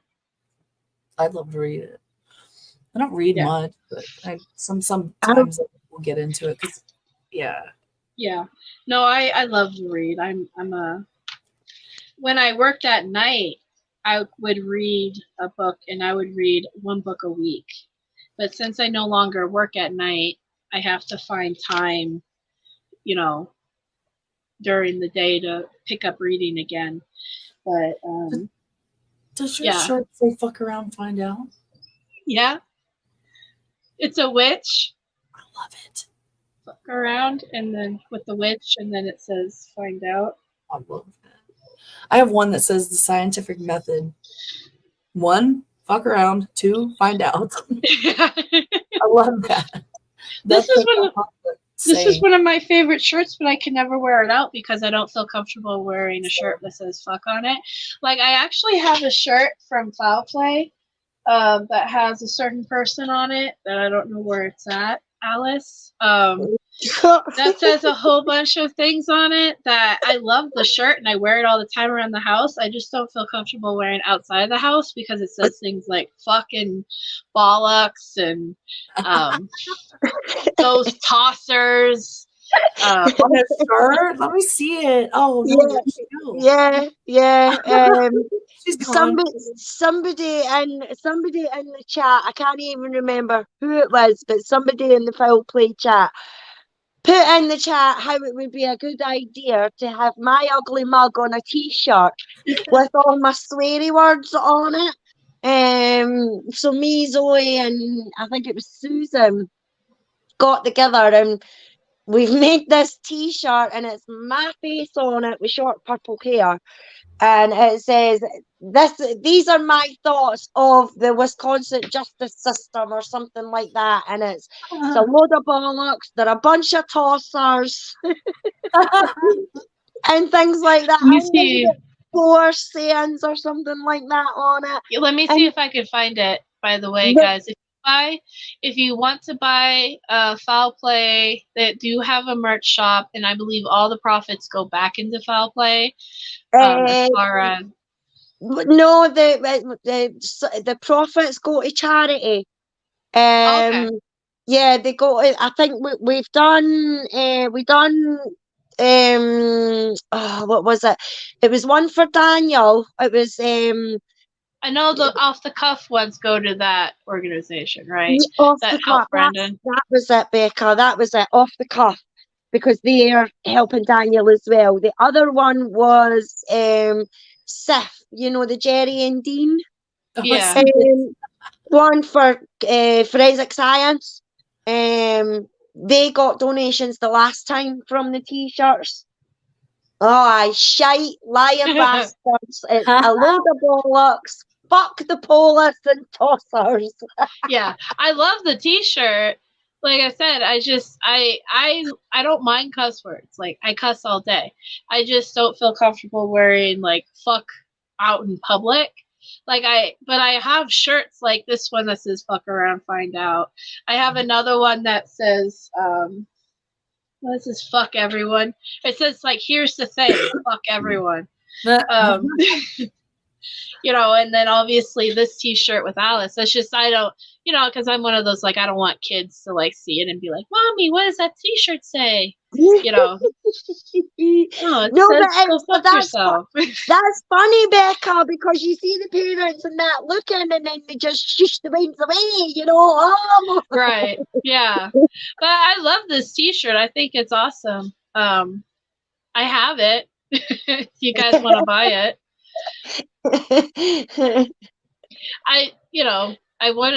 You guys should have a t-shirt with all of your guys' sayings on it, maybe. I don't know. Yeah. But yeah, they've got, I also have a Daniel t-shirt somewhere. I bought a Daniel t-shirt somewhere, but that's all. Obsessed with true crime. Maybe that will be the next one I buy, because that looks pretty cool. Yeah, I like the obsessed with true crime one. Yeah, I like the white just one a with the suggestion red. though. You guys should put like some sort of like, I know you have the FP on here, but maybe on the back of the shirts you should put some sort of link or whatever for people to. Yeah. Yeah, well, I mean, I had a thought of putting, you know, how at the end of every live we say this has been a full play production. Yeah. Well, I've got a t-shirt, and it's a couple of t-shirts, but it was iron-ons that I think it was Sammy that sent to me. Yeah, and I put that on the back of the t-shirt. On one side it's the open mic logo, and then on the back here it's this has been a full play production, but it's actually more expensive for people to buy if it's printed on both sides. So we were just, is it? yeah, Even on, because I have this Teespring, and I never noticed a price difference on that. Yeah, aye, there's definitely a price difference if you get, I mean, there's some of the t-shirts $21.99, $24.99. If we were to print on the back of that as well, it would maybe take it up to $27.99 or $30 or something like that. Because I'm sure we looked into that as well when we were making the merch for it, you know. Yeah. Well, that's interesting, because like I said, on my t-shirts I have the design on the front, and then on the back of it I have, like, here I'll show, like, for instance, this t-shirt that I have in the merch shop, in Brendan's merch shop, I should say. Like on the front I have like the actual design, like the ICU Brendan Dassey, and then on the back I have like the links, you know, YouTube, whatever. Yeah. Because like I said, I maybe you can put it on the front of the t-shirt then. Yeah. But that's why I have, like, you know, on the back of it, like here, free Brendan Dassey, and then the links to different things. I don't know. I like that. I love those shirts. Yeah. No, I really like this one too. I really like this one. I have that one. This one? Yep. I'm Brendan Dassey's Freedom Warrior. Yeah. I really like this one. A few of Brendan's shirts. Yeah. One of these days I'm gonna get myself a hoodie. I just haven't gotten around to it. But I collect all the stickers I make too. I buy the stickers as soon as I can, and I have a sticker book full of all the stickers I've ever made for Brendan, and I think that's pretty cool. That is cute. Yeah. But I mean, yeah. That's just my only suggestion if you guys were ever having a suggestion box of things. It's just to put foulplay.site on it or somewhere. Yeah. That would help, yeah. I like that. I like that idea. Yeah. Just so that people, because like that's the one thing, especially like with the postcards, that a lot of people brought up to me when I first started doing the postcards, because the first postcard was just a free Brendan Dassey postcard. A lot of people were like, well, you should put the QR code on the postcard or the links, because that way, you know, especially if you just get it, or like if the somebody at the post office even somebody's like, what is this? They can scan it, and then it has all the links to everything. Yeah. That's cool. All the petitions and stuff, and all the different YouTube channel. Yeah, we did that for Luke. A QR code was made for Luke, and the last rally, the last protest we were at for Luke. We did like an information pack, you know, from what happened in 2003, right the way up to what's kind of happening now, and then put a QR code on the bottom of it to say, you know, if you click on that, it'll take you to the website and Facebook groups and YouTube channels and things like that. So having a QR code is a good thing. I think so, yeah. So somebody mentioned I should put them on the t-shirts too, but I don't know how people would, I don't know if people would want to scan somebody's boob for information, you know what I mean? I think they would, actually. I bet they would. Well, it'd be a new that's pickup I don't line. know. Hello, I like your t-shirt. Can I scan your boobies? Yeah, can I just like scan this real quick, or yeah. Yeah, I don't know. It's definitely, I'm open to all suggestions though when it comes to merchandise, because there's a t-shirt I want to make soon that Linda suggested and privately between me and her that I forgot to throw together for her, that I think I'm going to do that. So no, because she always, a lot of the t-shirts and stuff that we did were Linda's ideas. So she had a lot of good ideas. Yes, she did. She called herself the hashtag queen, because every time, you know, she would come up with stuff like on the fly. Yeah. So she was so proud of herself. Like when she was going on Twitter, she would keep giving us a count. I've done 200 and something tweets. Okay, I've done 300 something tweets. And she just like, she's so cute. She was trying to get some kind of, I don't know if it was not a record, but some kind of status or something from doing a whole bunch of tweets. I don't know what it was, but she was trying to get there. Yeah. And so she did hashtags of all kinds of stuff in her tweets. She was so funny.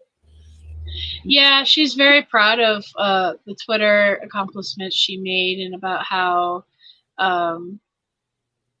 basically she helped put Brendan's name out there on Twitter, and yeah, she felt very proud about that. So yeah, she would do a few hashtags, and the more you do hashtags on Twitter, the more it starts trending. And then you can go and see what's trending. And a few months ago, Brendan was trending. You know, Free Brendan Dassey was trending all over Twitter. So yeah, sometimes it's a good idea to do stuff like that. And Linda was the hashtag queen at that. Oh yeah, she what did I say? When that happened, by the way, every time that happens, I screenshot it and I send it to Brendan, and I let him know that, you know, your hashtag again, you're trending again, people are watching. That always makes him happy, and I think she knew that too. So that's why she was very proud of everything that, you know, she did for him as far as that goes.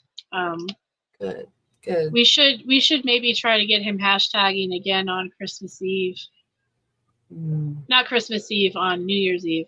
Which brings me to another thing. I have a New Year's Eve event if anybody wants to join in. It's just to light a candle and pray for Brendan for a better 2024.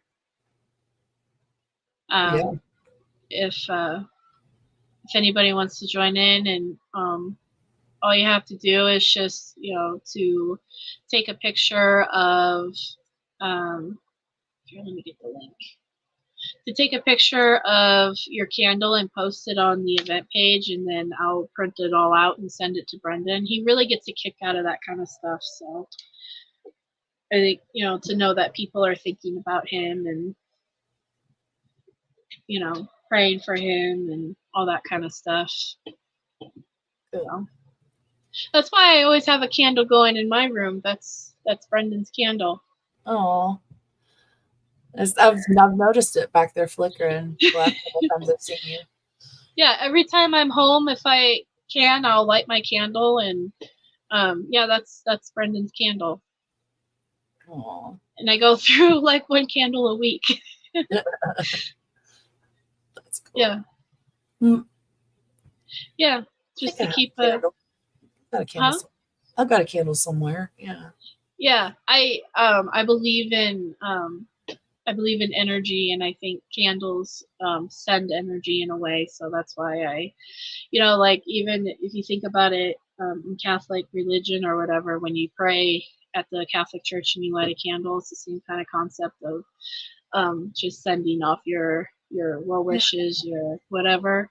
And if you guys believe in like Wiccan or anything like that, there's like a whole bunch of like symbolisms and spells and stuff that involve candles, because it's almost like a launching pad.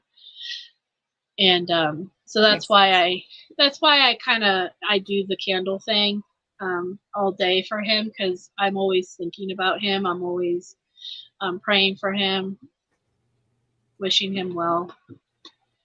Me too. I should light a candle. I'll go get it. Yeah. Okay. Yeah. Actually, I'll go get it right now.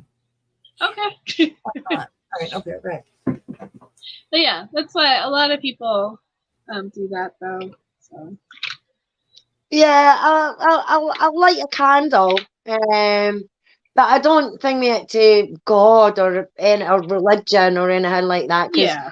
Even though I was brought up Protestant, but as I got older, I kind of, distance myself from it, because to me, it's nonsense. You know what I mean? We all bleed the same. We all hurt the same. You cut us, our bloods are the same color, so that's why I'll say sending good vibes or healing vibes or something like that, Wild fig and cassis? No idea what that is, but it smells really good. Smells really good. Okay. Yeah, well, and I think anything. Do I need to think a good thought for Brendan and then light it? Yeah. Okay.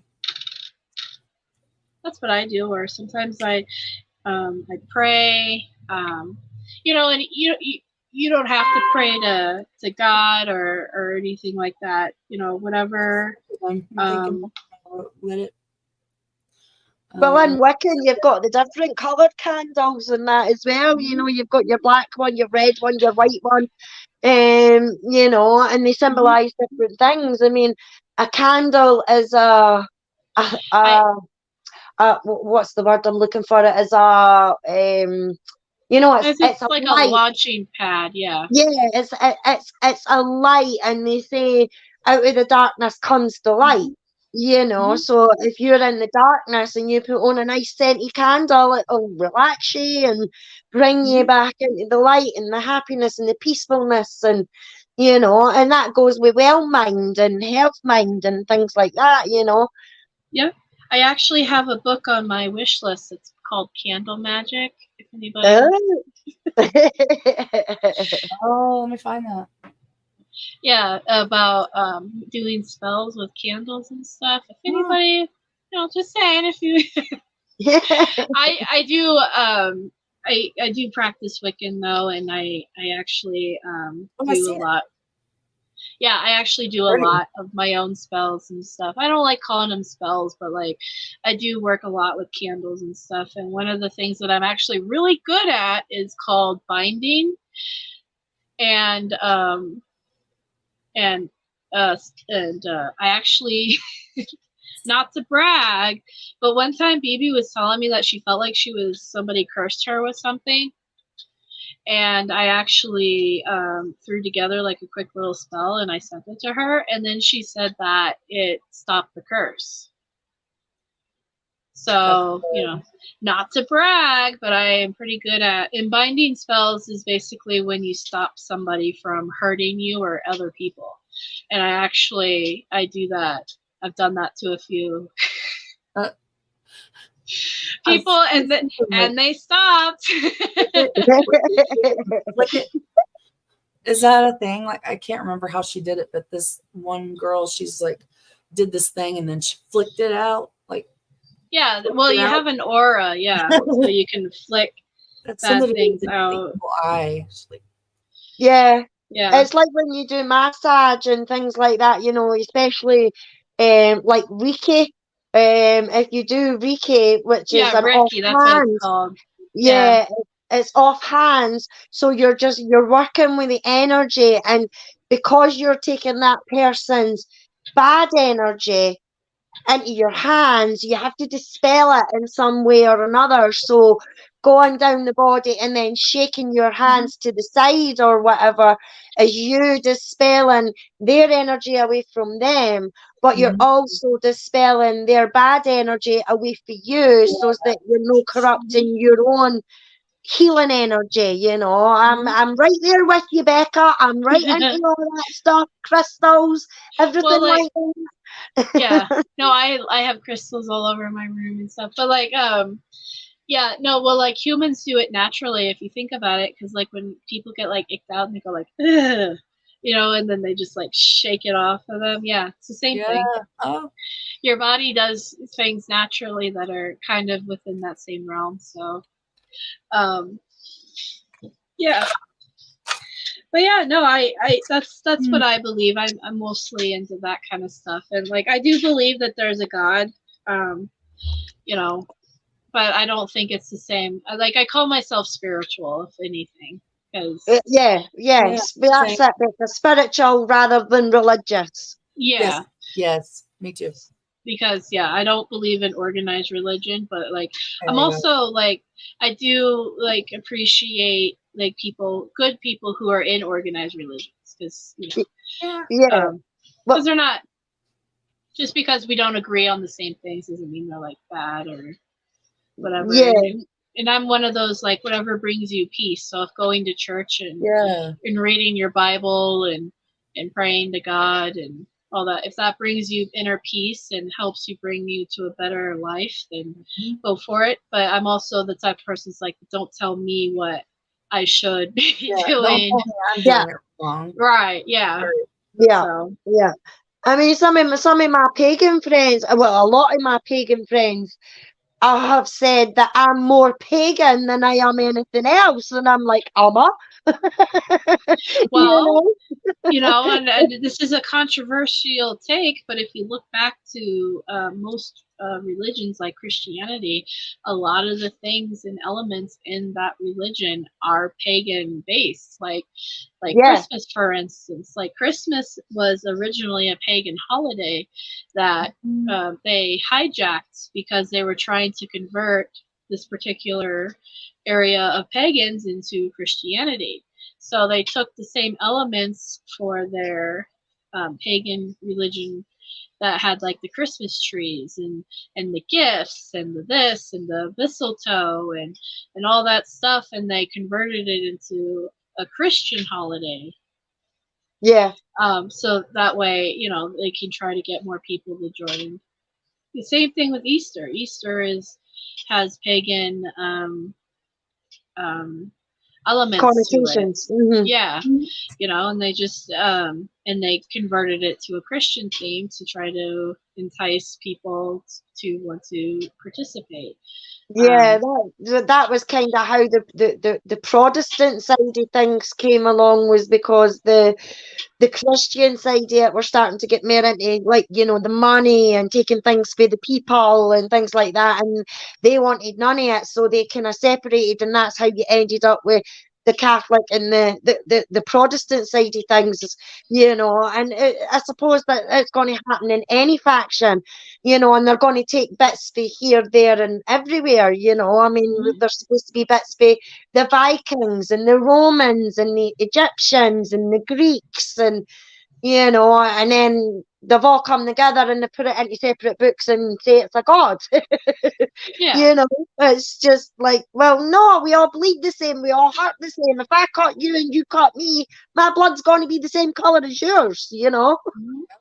Yeah, well, that's how I believe. Yeah, I honestly think we're all going to the same place when we die. I don't think there's a hell, and I think every single person, no matter what they do in life, and like a lot of people also get offended when they say that, but like even somebody like Hitler, when he died, he went to the same place that we're all going, which I think is just closer to the universe, closer to God, closer to whatever, and where you're just filled with peace, you know. Yeah, I'm hoping that there's going to be a big rave in the sky, you know what I mean? Yeah, well, you know, it could be for all we know. I just know that I just don't think there's a hell, and I think because I don't think it because I grew up extremely religious, and I always thought that it was so unfair. If God made us the way we are, the way we're supposed to be, then that means every single person, no matter how good or bad, is exactly the way God wanted them to be. Right. And is that really fair to send somebody to hell for the way God wanted you to be? That's right. Yeah, well, You know? it was aliens, Becca. The aliens. It was aliens that created us. It was us. It was us. It was us that have said, "This place, we're out of here." Yeah. And they're coming back. They're like, "All right, look, y'all are stupid. You're fucking." A lot of religions don't believe. A lot of religions don't believe in hell, and even in the Bible, they never mention hell. It wasn't until the Bible Belt thing started happening, and they started mentioning hell. But even in the Bible, there's no hell. So it's fear. I hate that. It's fear mongering, yeah. In my opinion, it is. My Southern Baptist great grandma taking me to church when I'm like 4 years old, and I'm sitting in the front row with her with this man screaming, "You're going to hell!" And I'm like, that's terrifying for a child. I grew up with I grew up with First Assembly grandparents who would drag me to church, and they're the same way, and they do the whole dancing in the aisles and speaking in tongues, and and I remember they would always drag people up there and then place their hand on the head and go like, "I cast the evil out of you," and then like chuck them to the ground, and they would like converse on the floor. Like, I'm serious. This is what they did. Yeah, I've been to one of them myself, Becca, and it was with my mum, and I sat there, and I'm like, what the bloody hell am I watching here? Oh my God, get me out of here. It's terrifying. When I was a kid, one of them dragged me up on stage to do it was terrifying. I was crying, and of course they thought I was be filled with the Holy Spirit. No, I'm like terrified. So, yeah, no, it's such a lot of my trauma, like, believe it or not, comes from religion. So, there you go.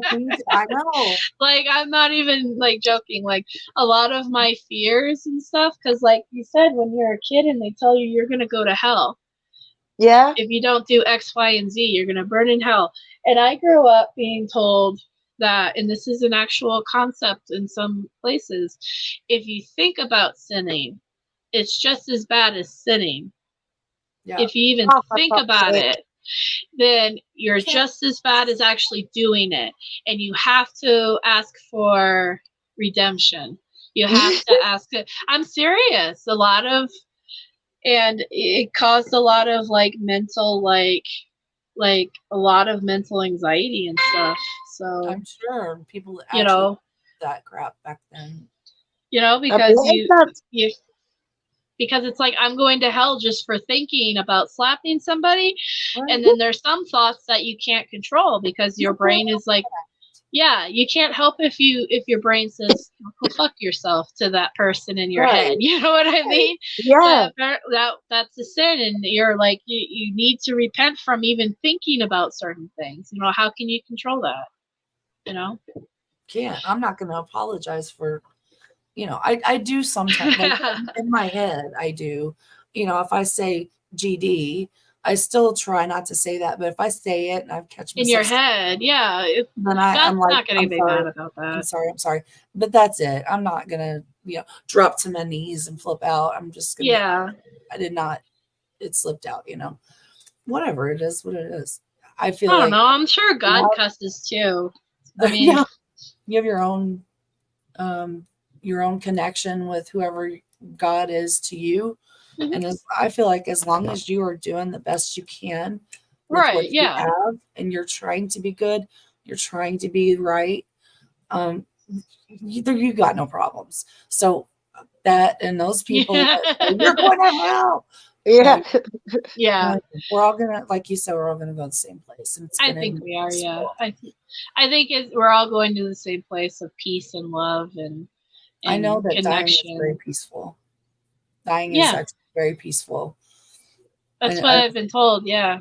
It is. I've felt it, and I've felt that peace. It is like this peace, like Linda was describing to me.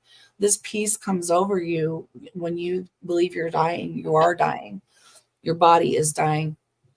This peace comes over you that is, and it's undescribable, but it's like you feel so good and so happy and ready. And it's like all the earthly things, like even your kids, your family, your friends, that stuff is not, it's not holding you back.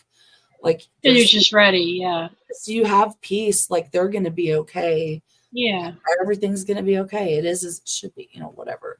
It is this crazy, indescribable peace. It's very nice. I wonder if that's like somehow like the universe or God or whatever you like connecting with you and just like reassuring you that, because even if you don't think it's going to be okay, it will be okay.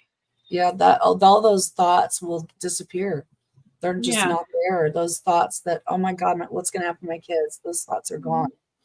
It's just as that gives me a lot of comfort that Linda was feeling that even a week before, she did. Because I know she probably felt it, a day or two before, but even just having that connection sooner than that makes me feel better for her, because I know that could be a terrible thought or feeling, or like nobody wants to die.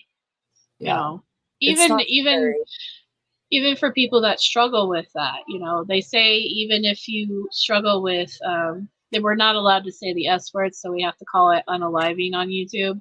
Even if you struggle with the unaliving aspect, they say that even if you like throw yourself off the bridge, the last moments you think before you hit the water is, I don't want to die.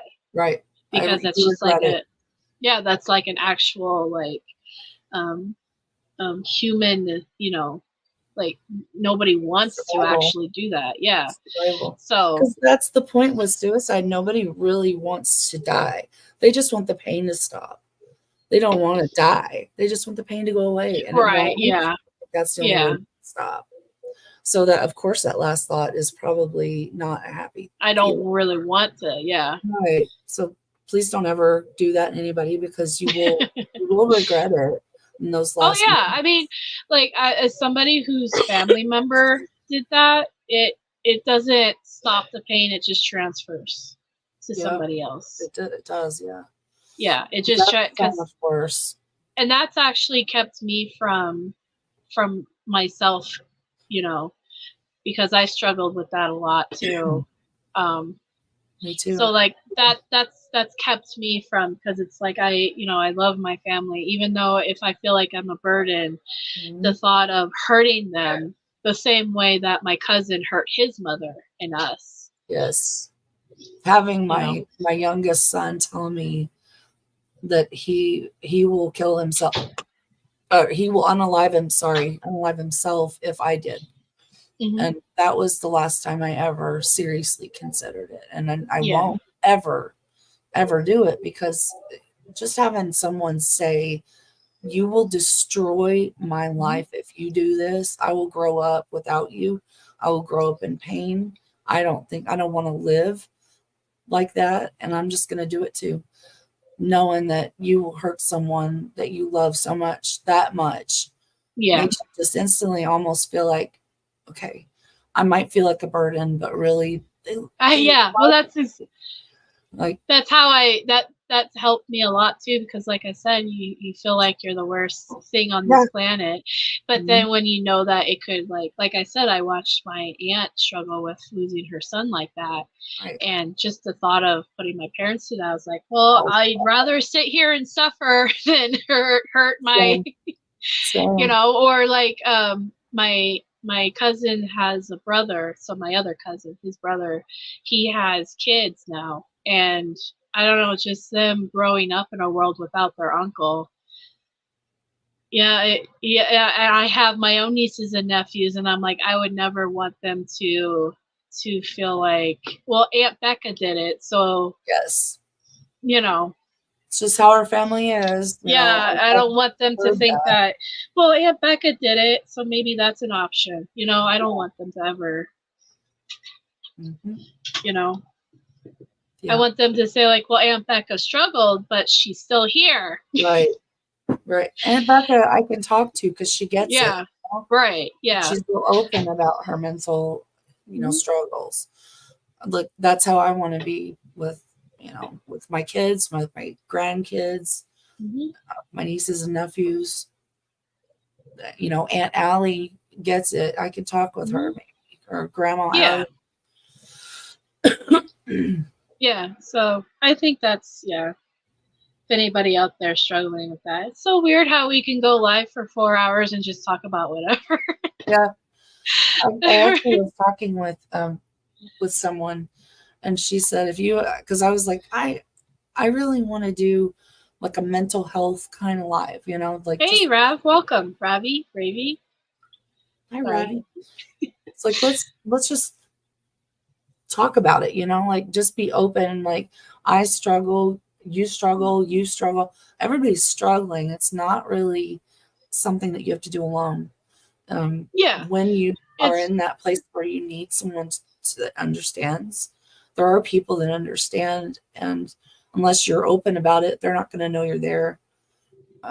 You won't feel judged by someone when you know that they're struggling with the same thing, so that brings you like a comfort. And sorry about my voice, I'm still blah. But, no, you're fine. Yeah. But yeah, no, I totally get it, because I think there's a lot of stigma around it too still, and it's unfortunate because when you're in that place, it's hard to want to reach out to people because you feel like you are being judged in a way, and it is hard. And the resources, especially when you like, I consider this a rural area. I can't tell you how many times I tried to get onto that unaliving hotline. Yeah. And got put on hold for 2 hours. Really?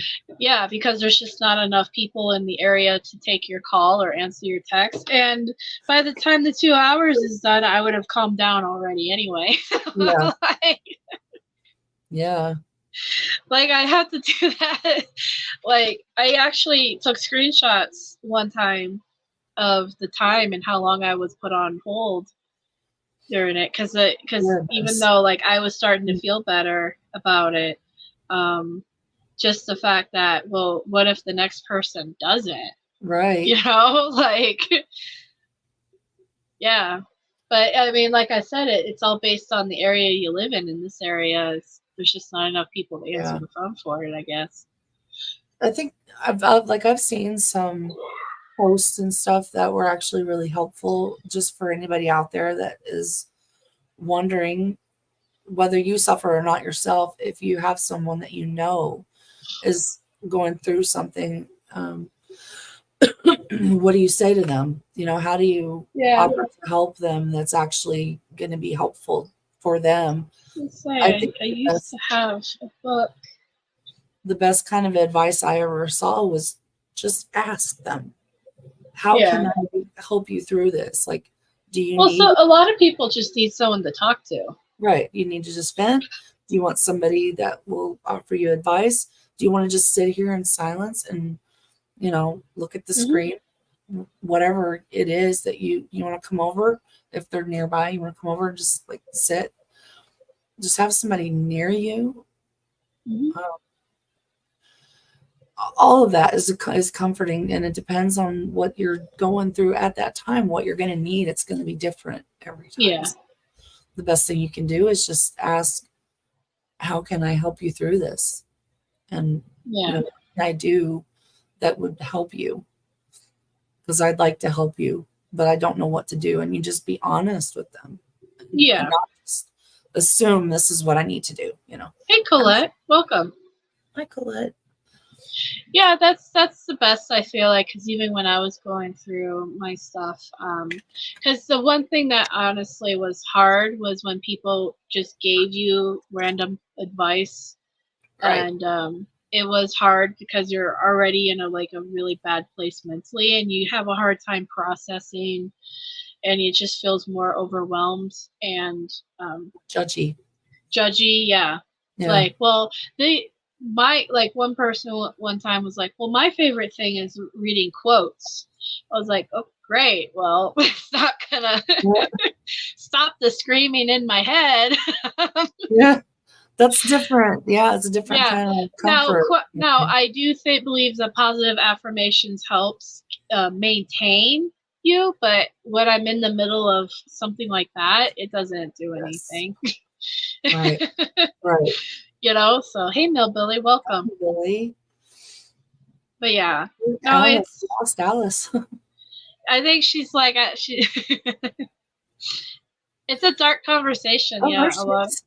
Yeah. No, I'm still here. I'm still here. I was just gonna say, I think she's just listening and chilling to it. You know, so okay, good. But yeah.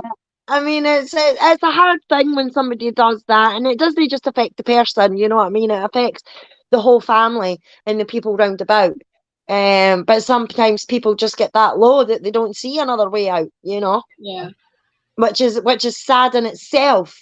Because sometimes if they just opened their mouth and spoke to somebody, you know, doesn't necessarily have to be a professional, you know, just somebody. But then some people don't feel like they can do that, which is a shame and all. So the only way that they do know what to do is what they do, you know. Yeah, well, that's one of the things I credit Linda and BB and Jinx and Sammy. You know, when I met them, I was going through that dark time, and just sitting on Discord and talking to people and listening to them, and they were there when you vented or you had a hard time, and how many times I cried to them, and just, you know, Linda has just such a way of like comforting and making you feel like whatever what was going on was you were still going to be okay, and because she had that wise knowledge of like, fuck them, you know, or whatever, you know. You know, I really, when I say that that group of people saved my life, I really do believe that. So I mean, my therapist did a lot of work too. But yeah, no, I definitely credit a lot of foul play too in itself was very at the time for me something that I needed to be a part of, because it gave me a sense of connection to a community, and so I appreciate foul play too for being there. as far as giving me a place for and making a murderer terms to be at, because this was around the time I was kicked out of a lot of places too. So a few fallouts with a few individuals that left me kind of alone. So sorry, I feel the need to like, I have all these Christmas cards that I need to do something with. But yeah. That's not me. I was like, oh, it's me. My friend is sending me.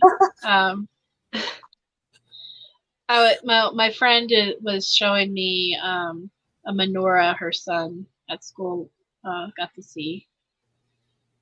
What's a menorah? I know what it is, but I don't remember. It's the Jewish candle thing that has the 8 candles on it. You're supposed to light one every night. Well, I think we just finished Hanukkah like a day or two ago. My mom is practicing Jewish, so we don't celebrate Christmas in this house. We celebrate Hanukkah. My mom celebrates Hanukkah. I don't celebrate it though. I mean, I respect her and I will participate when she asks me to, but I don't identify with my mom. She did a genealogy thing and she's Jewish by blood, so whatever makes her happy, you know. But yeah, so that's what she does. And I have a little Christmas tree. I just haven't really felt like bringing it out of my closet and setting it up in my room somewhere because I don't really know where to put it. I was actually thinking about maybe doing that tonight as just something to do, but yeah. But then I'm afraid it'll stay up until the summer because yeah, why not? Yeah, people used to talk about my tree all the time in the back. Yeah, I was because I'm living just in a one of those motel. Like, people. I lived in a motel for like a year. And Oh, did you really? yeah, so I had the Christmas tree back there in the corner, and just everybody's like, "Allie, what the hell? Put your tree away." I'm like, I don't even know where to put the tree. I live in a motel. That's funny. Yeah. Well, see, it's normally you put your tree up 12 days before Christmas and you take it down 12 days after Christmas. Yeah, a lot of people bring. Some people here have their trees up and in the window with the lights flashing in November. It's like, no, that's too early. I was gonna say, yeah, it's changing because a lot of people do it almost right before Thanksgiving, even, and then Thanksgiving. yeah, but yeah, now it's turning into the day after Thanksgiving, and then I know some people will keep it up until after New Year's. I will, always, yeah. Yeah, so it's just whatever. I was actually watching something somewhere, and I can't remember where. Hold on. Just to have it up for the whole month of December. That's what I like to do. But yeah, but one person I was watching somebody whose son was wrongfully convicted for something, and he was wrongfully convicted in the month of December. So she had her Christmas tree up, and apparently she still has that same Christmas tree up. Like, she refuses to take it down until her son comes home, because in her mind it's he needs to pick right back up where he left off when he gets there. Yep. That's nice. Yeah. So I always thought that was kind of symbolic in a way. Sounds depressing. I mean, it also sounds depressing because you're constantly reminded, but I think just living that life, you're reminded in a way. So Yeah. I mean, that was like Daniel Holtzclaw. He was convicted to 263 years on his birthday. On his birthday in December, yep.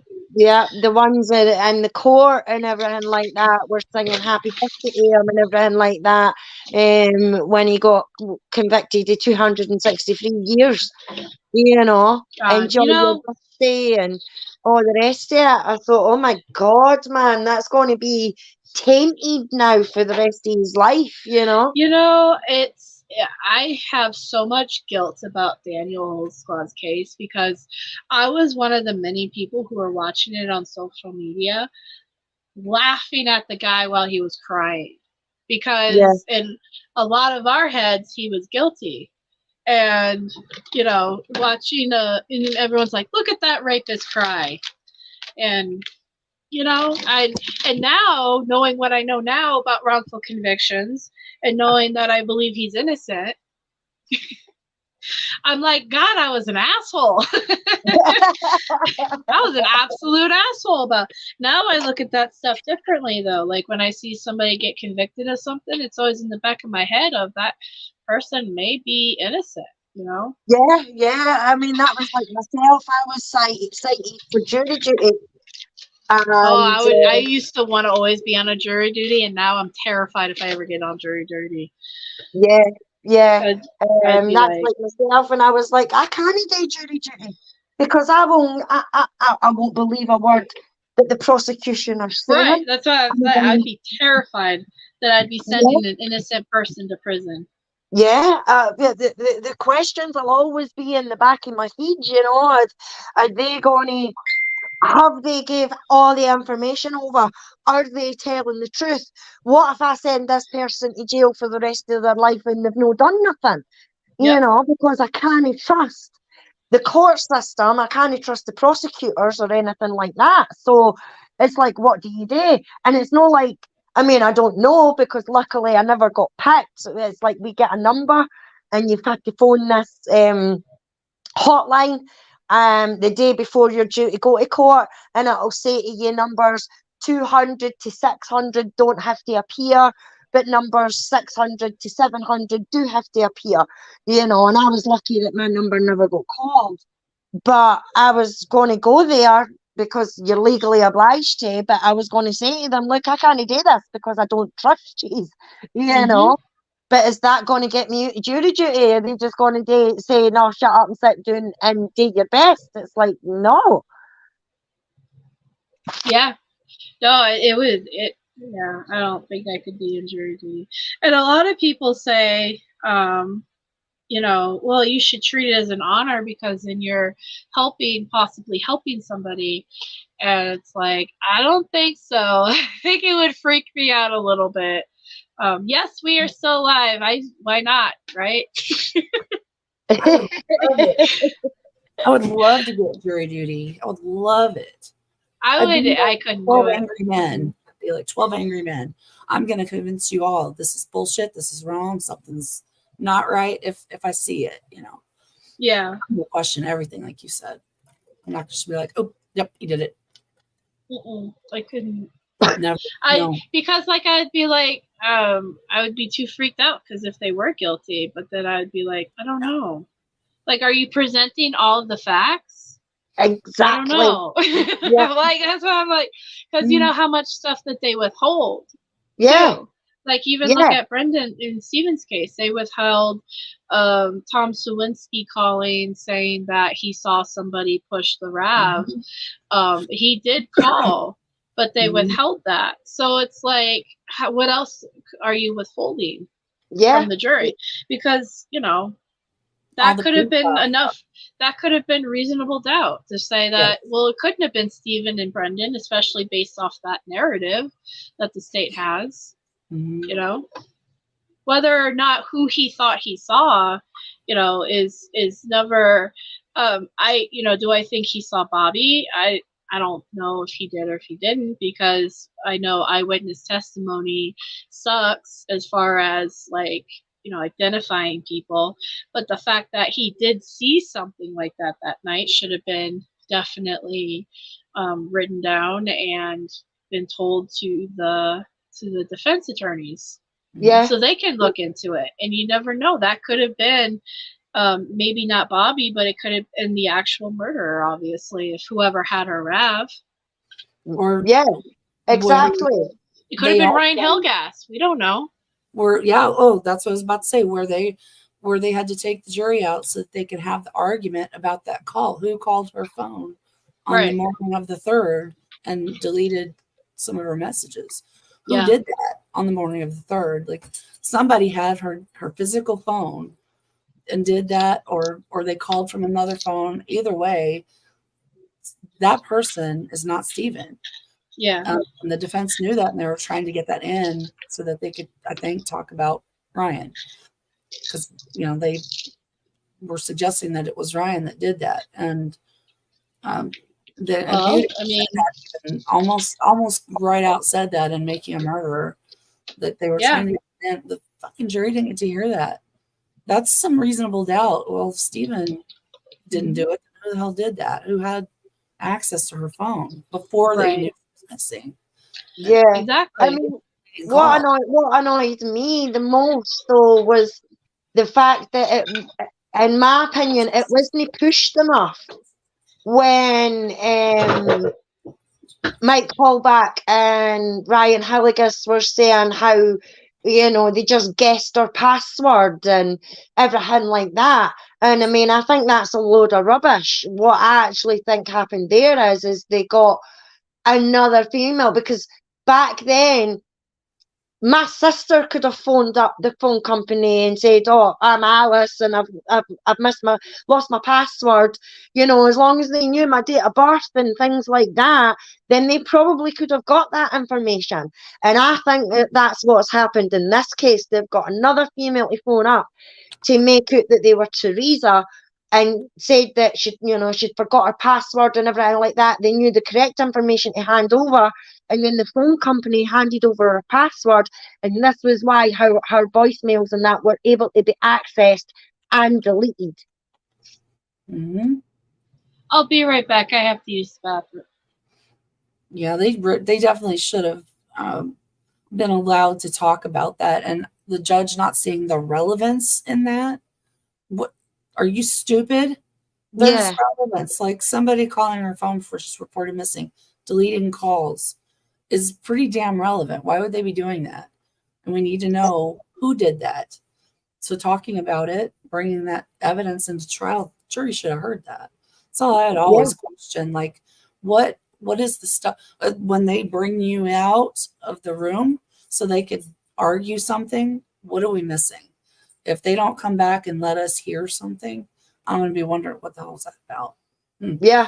There's something that the defense wants to tell us, and the prosecution fought it and won, and now we don't get to hear it.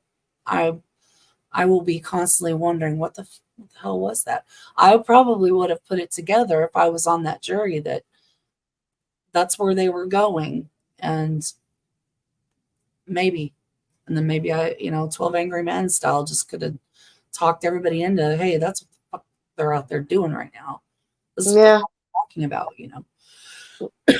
Yeah, but I mean, when it came to Stephen and that jury, I mean, they had was it a woman whose brother was a cop, or there was a cop actually on the jury or something like that. I can't even remember. There's just so much information in this case that you need to try and retain, and it's hard to put it in the right places, But I mean, that shouldn't have been allowed. Somebody that worked in a police station, whether it was in a different county or no, they should not have been on that jury. Anybody who had a brother-in-law or anything like that, or family members that worked in law enforcement, should not have been on that jury, especially with the defense trying to bring up a planting scenario by the police, And the threat that you are all going to have to live in this community after this, with these cops, that's a straight ass threat. Like, I'd be scared of that, to be targeted after it's over if I voted not guilty. Oh, aye. Well, I mean, there was Kim DeCat when Stephen got released in 2003. She point blank told him, "Stephen, they're not done with you, son. Watch your back." And Stephen, being Stephen, and probably as naive as what he was, thought, "Why? There's nothing that they can do to me now. I'm free. They've done what they've done, and I'm now free, so I can do what I want. I can live how I want." And how wrong was he? He's just going to stay on the salvage yard and mind his business and, you know, not go out and do stupid shit anymore. So what are they going to do to me, you know? Aye, exactly. And then he goes and sues them for $36 million. Now, I mean, we all know for a fact that there was no way that they were going to give Stephen $36 million. You know what I mean? There was no way in hell that that was going to happen. Maybe $1 million or a couple of million, you know, but it was no way it was going to be 36 million. Because with things like that, you always have to aim higher because it's always going to be brought down. You know, negotiations, things like that between the prosecution and the defense. And you just know it's going to be brought down to a certain amount. And it's always going to be lower than what they actually say at the beginning, you know. And there was no way that they were going to do that. But they had to get rid of Stephen and that lawsuit because the insurance was only going to pay some of it. And with the depositions and that were going on, if it came out of the depositions that things was done in malice, then the insurance companies wouldn't have paid a penny, and it would have been done to the individuals, you know. And there was no way that Peterson and Kasurik and Bogle were giving Stephen Avery any money out of their own pocket. Right. And their reputations and their retirement and their pensions, and have to sell their property to pay off this debt or whatever the hell it is that they'd have to do, change their life. That's a lot of money. Yeah. I am so tired of the guilters saying, oh, insurance would have covered it. No, it wouldn't. They literally said it wouldn't cover it. Yeah. They said they can't cover it because this was proven intentional. You know, it was proven that it was intentional. So yeah, exactly. And that annoys me and all when they say that, you know, oh, the insurance would have covered it. No. Did you watch, ma'am? And ma'am, at point blank tells you that the insurance companies wasn't going to pay for them individually. I think it was the city, because he was suing the city and he was suing them individually. So the city was the one the insurance companies made the payment for, no for Vogel and Kasurik and that individually, you know. Yeah, the county, and then individually those two, and their insurance wouldn't have covered it, and neither would the county. None of those were going to cover intentional actions that caused wrong conviction, which they proved that they did. There's no doubt that they did that. They were going to win that for sure. I'm sure they would have had to settle out of court for less, and Stephen probably would have accepted it, but it would have been a decent amount still. I bet it would have been, you know, out of court. They probably would have gotten quite a bit, but even if they did go to court and they had a jury trial, I mean, look at what happened with Johnny Depp. That you never know. Yeah, they could have proven it very well that they did this intentionally. And oh my God, we probably would have had so much information on those guys now. For this, I wish they would have finished those depositions and gone through with that civil case. I just wish they would. I don't understand why the depositions stopped in the first place, because it was a completely different instance, you know. Yeah. So the depositions should have went ahead, in my opinion, and they didn't, because like I've always said from the beginning, the way they were looking at it is DNA got them off the first time, so they were damn sure that they were going to make a point that DNA wasn't going to get them off the second time, and that's why they planted the blood. And I do say that law enforcement planted that blood. Yeah, I'm not sure. I mean, I've gone back and forth. I think a lot of me has been leaning towards the killer started the frame and the police finished it. That's where the way I was leaning, but I'm not sure now. Now I'm starting to think that the killer just did their thing and they left her car at the turnaround, and that was that. And then the cops came in and decided what to do. So I don't know. I bounce back and forth with that, who I think did all of it. There's no doubt the cops planted the key. Like, Everybody knows that. The hell even Right, everybody but them. What's that? I says everybody but them that know. Yeah. I mean, even Clark says, you fucked up my case. Right. You know? But they still got away with it. They still got a conviction out of it, which is absolutely ridiculous. You know, I mean, they had absolutely nothing on Brendan. They had nothing on Stephen as well. And that's why they went after Brendan. They couldn't get Jodie because the amount of times that they harassed that lassie was unbelievable. The amount of times they harassed that lassie just to turn on Stephen. And because they couldn't get her to turn on him, that's when they went after Brendan. Yes. Yeah. I've been watching y'all doing the Jodie calls. I'm so interested in that. I just have really become very interested in Jodie lately, listening to Stephen's calls between him and his mom, and then eventually now I'm just getting into where Jodie just got out, listening to those calls that I never heard before because I was on my break or whatever, and I didn't hear all these things. I feel like I'm getting to know Jodie and Stephen a lot better than I felt like I did before. Yeah. And Yeah. It's surprising. I think they really both had genuine love for each other outside of the money, you know. Yeah. I think he did. I think the two of them did. I mean, as much as they were probably bad with each other, you know, I do think that they loved each other. And then the Polish bring this Debbie in to put a spanner in the works.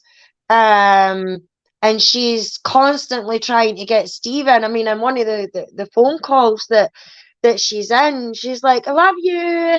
And Stephen's like, uh-huh. She's like, I love you. He's like, uh-huh. And then just before the end, yeah, she's like, love you. And he's like, yeah, I love you. You know, but to me, he was only saying that to shut her up because she wasn't going to shut up and stop saying, I love you, you know, because she wanted him to say it. And the reason why she wanted him to say it is so that they had it on tape, that they could then take it to Jodie and be like, oh, listen to this, Jodie, look what he's saying to her. How can he love you? And that's exactly what they did, you know. I love you, Stephen. Say it back now. Say it back. That's exactly it, Becca. Yeah, you better say it back. Say it back to me. Thank you. A lot of people think you're talking about Debbie, huh? I just got back. Yeah. Yeah, I know a lot of people think she's a plant. I don't know. I it's hard to tell because I think she genuinely cared about Stephen. I mean, she's part of the people that helped the documentary. Like in the beginning of Convicting a Murder, when you hear the person talking to Stephen, and she's like, yeah, those two ladies from blah, blah, blah. That was Debbie. Yeah. Yeah. Yeah, So but like Barb says though, Becca, she just turned up out of nowhere. And then she disappeared as quick as she came. I don't want to be a bitch about it, but if you think about it, didn't Sandy just kind of appear out of nowhere too to Stephen? Yeah. Yeah, she did. She saw a news article in her local paper about Stephen, and her and her husband started writing to him. This is when Sandy's husband was still alive, and then he unfortunately passed, and then that's when her and Stephen still maintained a friendship and fell in love. And so I mean, I'm not judging Sandy either. I'm just saying, like, you know. Yeah, but she's still there though, Becca. She's still supporting. She's still going and seeing the family. She's still visiting them. Where is this Debbie? She's nowhere. She's not been anywhere. I found her on Facebook. And these calls and stuff. So you want to see her Facebook? You want to see her Facebook? I think she was a plant. I definitely think she was a plant. Because that's what I'm saying. A lot of people believe that. I don't know. I don't honestly know either. You know what I was thinking? maybe she's heard, maybe they were trying to get her to turn on Stephen too at some point, you know, for whatever reason. And they played her all the shit he said about her. She's disgusting. She's fat. I'm just using her. I mean, yeah. I mean, maybe they were trying to get her to turn too, and they showed her that same stuff, and she just was like, "Fuck it, I'm out." Yeah. This is Debbie's Facebook page. Nothing really earth shattering. He was using her, and I think I'd be out of there too if I found out somebody was just using me and leading me on to believe that they wanted to be with me and stuff. Look, who knows what he said? I don't know what he said to her, or you know what was in those letters that she wrote. Well, apparently they were pretty raunchy because Jody got upset, saying you want to suck on her titties and all sorts of stuff. I don't know. Like, was it really just one letter, like he says it was, just one? Well, they wrote back and forth. They wrote back and forth. Yeah, ends up with Chuck too. Who, Debbie? Well, isn't that because Stephen was trying to push Debbie to Chuck? It wasn't that because Debbie wasn't that super interested in Chuck. She more wanted Stephen. Yeah. Yeah, see, that's up. You know, it's interesting because Debbie was trying to get with Stephen, and Stephen really was just using her. Let's be honest, he was. Yeah, he was. Because that was unfortunately that was the position he was put in. He needed help with certain things, and Debbie was willing to help. And he was like, "Okay, I'll say, you know, I care about you too, just to get you off my dick." But you know, but he was trying to push Debbie onto Chuck, who Chuck was trying to pursue Jody, and Jody was using Chuck to get shit too. Yeah, it was. Those phone calls, by the way, if you guys have ever sat through and listened to them all, it's like a fucking soap opera. That's what I'm listening to right now. I have been for the last week. It's crazy. Isn't it interesting, Ellie? Yeah. I mean, case stuff aside, just the general like Jody versus Stephen versus Chuck versus Earl versus Debbie versus the state, trying to fuck with all of them, trying to like, Jody said that. That she saw letters and heard the phone call, and now Jody's yelling at Stephen through her jail phone call that while Avery's holding up to Stephen's phone while he's yelling back at her through his jail. I know, poor Ma. Poor Ma was stuck right in the middle of it all. I know. I would feel so bad too. Like if I was in prison, I don't think I would make my mom, do that with our telephones if I wanted to yell at my boyfriend in prison. Only because it's so awkward to sit there, and then when they're done fighting, then they start talking sexual to each other. Jody and Stevens, they were they had a very immature relationship. Like they both were very immature. Stuff you see in junior high or high school, the jealousy, the lack of trust and all of that. Unfortunately for Stephen, he spending years in prison from, the age of 21 to however he was when he got out, that does stunt your mental development a lot in those situations. And so that's why when he came out, like I know a lot of people feel a certain way about him hanging out with people like Marie and Brian and Bobby, but that's because mentally that's where he was at that age. So he just wanted to have fun in life, and those were the young people in his life that he could have fun with. And I think and also he was trying to help them. Well, he was because like even with Brendan and all them, he felt like his stuff going on, but like but that's why I feel like he hung out with them a lot. It was because of that, and a lot of people don't realize that, once you, like with Brendan, for instance, like people, yes, he's a 34-year-old man. Is he 34 or 35? I don't remember. I think he's 35 now. Oh, now? Yeah, now he's Brendan? 35. Yeah. Brendan? Oh, Yeah, because I think him and Luke are the same age. Yeah. Well, let me do the math real quick. 36. 1988 or 89. Oh. Subtract 2023. 36. He's 34. 34? Oh, it's 36.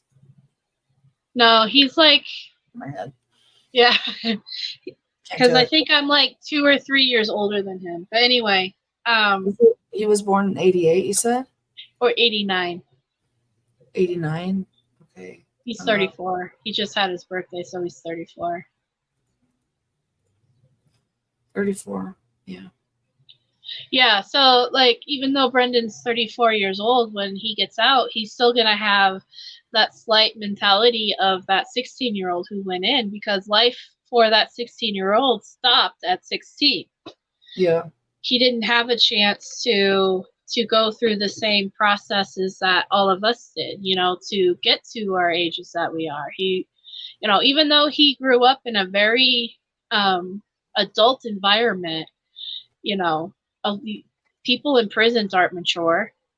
No, I You mean, know? funnily enough, you should say that, Becca, because Luke has actually said that himself. There we go. You know, he's like, Hey! I might be 30 something now.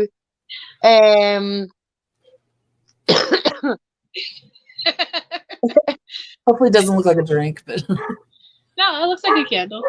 But no, yeah, but he may look 34 now, but he probably in his head is still that 16-year-old waiting to go home. Yeah. Yeah, exactly. That's exactly what he said. With the phone calls that got released, with him in his own words, you know, and it's the first time in 19 years that he's actually been able to use his voice, because everybody's shut him down, called him all sorts of names, and how can you do this to the victim and everything like that, you know. Well, he was a Yeah. victim. He's a victim of the system, just like Brendan, you know. Yeah, he is. He's just as much as a victim as the person who died. In a sense, he died too that day, you know. Yeah, his life was died. taken away. Yeah, Yeah. Brendan's life was taken away from him that day. Yeah, definitely. Yeah. So, you know, that's why my friend Devin, like I said, he felt like when he was in prison, it was like being a living ghost. You know, he was alive, but for all intents and purposes, his life was, you know, done. Like that, there's nothing in prison, you know, really. That's why a lot of phone calls and letters are important to people like Luke and Brendan, and you know, the visits that they may get, you know, if Luke gets visits in prison. Yeah, Carolyn is 34. He was born in 89. Yeah. Yeah, you can hear the dog barking I right was now. wondering about this, since you talked to him, how do you think he sounds? Does he sound like he's matured and is, you know, learning schooling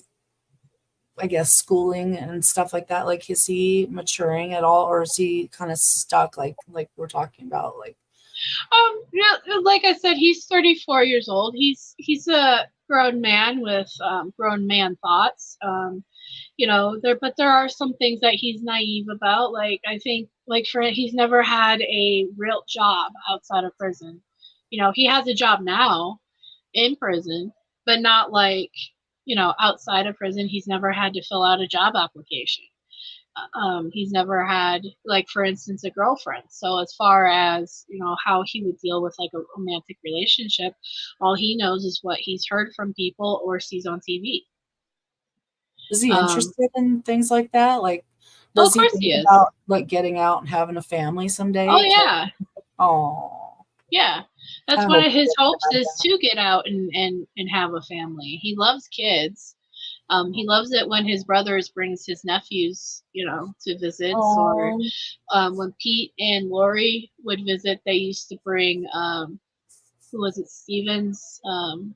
Steven Jr.'s kids, I think. or was it Jennifer's kids? So somebody's kids, because you can bring kids under the age of 18 and have them not be on the list as long as they're a family member. So you know, he would get to visit with his nephews or second cousins or whatever they're referred to. When Carla would bring her kids on visits, and you know, he loved interacting with them and talking to them about like video games and TV shows and stuff like that. So I mean, he I think he would make a great dad one day, you know. Yeah, but it's just, but like I said, you know, there's a lot of like yeah, he loves it when family members' kids come to visit. And but like I said, I think there's just like a lot of maturity that he just never he never went through. So it's like, yeah, is there some things that he's going to struggle with when he gets out? Absolutely. And like I said, in his mind, he's still that 16-year-old kid waiting to go home. You know, he wants to go home and sleep in a bed that knowing that his parents are sleeping in the room next to his. He wants to wake up and know that his mom's going to cook him breakfast again, and you know, he wants all that stuff. Yeah, he wants that. So because that's where life left off with him. Can you imagine being an adult and having to just all of a sudden you don't know anything? You don't know you don't know how to cook, you don't know how to do laundry, you don't know how to do anything, drive a car. And what skills you do have, you learned in prison. Yeah. Because how to cook in prison is vastly different than how to cook out here. Like he knows how to cook in prison. Yeah. You know, he can cook prison food. Like I don't want to joke, but it's the truth. Like he can make a prison cake, but it's different but that's what the state of Wisconsin took away from him. Yeah, how fun it will be for him. It's all these things he gets to do and experience. I'm excited for him when he gets out. I really am, because life is gonna be scary too, but it's gonna be fun. Yeah, it's probably gonna feel so big, like just stepping outside or in a crowd of people. Yeah, it probably feels so overwhelming and big for him. Which there will be a huge crowd of people waiting for him gets home, Oh yeah. Well, that's the thing. I know. I joke with him and say, I don't know what I'm gonna do if he gets out, because all I know is I'm just gonna like jump in my car and start driving out there, just be like, I don't know what I'm doing here, but I'm here. Exactly. Where do I go? What am I doing? Carla, somebody tell me where I'm going. Yeah, it's like I'll go to Carla's house and hang out there for a couple of days. Oh, that would be so fun. I never got to do that. I know. We went there once, me and Linda, Sammy, BB. I was with you. You were? That's right. You were. Yeah. Yeah, just to hang out there for a little bit. Yeah, Carla's house is fun. Yeah, that's the only time I got to go. It is fun. That was a lot of fun. Yeah. But he was. People like come into town for the rally or whatever, and they stay with Carla. I was so jealous of those people. Like they hang out and have fun the whole weekend with Carla. Like Carla's cool. I love her. Yeah. But yeah, Stacey. I love Stacey. Yeah, they're fun people. Were you with us when we went to that graveyard with the witch? Yep. Yeah. Yeah, that was a lot of fun. Mm-hmm. And Sammy gave us those things. Yeah. I still have those. They're in my car right now.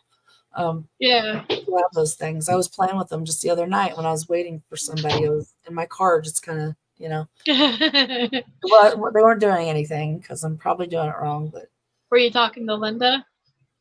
Yes. Yeah. I talk to her all the time in my head, and sometimes I feel like I hear her talk back, but same. Yeah. Same. I can hear her responses every time I'm it's just like, oh, shut up, bitch. Yeah. Yeah, I do. I talk to her all the time. Especially lately. Fun trip. But yeah, that was a fun trip. I hope that next time I go out there, it'll be it'll probably be a little bit more emotional for me, but Yeah, yeah. that was like how it was for me. That was my first rally without Denise, and then it was hard. Yeah. Because I felt great other than that, but man, Yeah. the rally where Denise, the last one I went to with her, I had a whole panic attack. It was crazy. Like half of my trip was just me trying to get off this panic attack I was having. It was just awful. Yeah. Making signs while I'm freaking out. It's crazy. I'm sorry. Yeah. Well, I don't know. I have anxiety too, so I get it. Like, yeah, it's that's why I like to talk about it, so people understand. Allie's not being like stuck up or whatever. She's freaking out right now. And, yeah. Because I like at the rally, I was hiding behind Steven's head the whole time. Yeah. Don't talk to me. Don't look at me. That first rally, I was hiding behind my sign. Yeah. That's why in convicting a murderer, like if you see me in the background, it's either I'm hiding behind a sign or I'm hiding behind an actual person. Like there was that, because especially when I saw that camera, I was like, hell no, I'm not going to be on it. Right. Like I didn't want, and they asked, and one of them asked me, do you want to talk on it? I was like, absolutely not. I do not want to talk. That's what I did too. Nope. Yeah, absolutely not. I'm, the people that did, no, whatever. But I'm glad now, especially I didn't, because, yeah, that would have been awkward. I think I'm okay now. I'll when I go next time, it'll be a little emotional, but it'll be fun. Yeah, because I feel like new people. Yeah, and I feel like I have to go. Well, one, because I feel like, because kind of like this year, for instance, we almost didn't have a rally, and now it's like, well, if you want it done, you have to go out there and do it. So that's kind of where I'm at with it. It's important to Brendan we have the rally. So good, let's do it. Yeah, I have to plan, when and coming up and where I'll stay and stuff, because I won't be 2 hours away this time. But it'll be fun. Well, you can definitely stay wherever I'm staying. Yeah, that'd be awesome. I'm gonna get an Airbnb again. I think I'm gonna get the house that I stayed at last time with Linda. The one that's right down the house, right down the road from Pete's house. Is that where we stayed? Or no, when I stayed that one day with y'all? No, that was a different house. That was like a farmhouse. It was a nice house, but it was, yeah. It was pretty big, but yeah, I think that's what I'm gonna do this year is just get that Airbnb house again, and whoever, cool. Yeah, whoever wants to stay can throw $100 at me, and they can sleep wherever. And okay, yeah, sweet. Yeah, and then that way it's just once I figured towards the end of the year more, or beginning of next year, I'll actually officially announce the dates once I get a hold of Barb and Carla and make sure that they're cool with it. And then we'll just go from there, because it comes up fast, Yeah. Watch SmackDown with his dad. That'd be cool.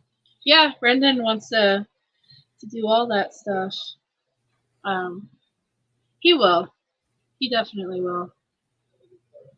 So yeah, definitely. He's definitely going to do it. He's going to do something. He's going to be out. He's going to be out. I just don't know why they stopped him the last time, when he was going to get out. That could have been their opportunity finally to do the right thing and not fight that so damn hard. And go on with this life. He'd already served what they were going to offer him anyway. Just leave him alone.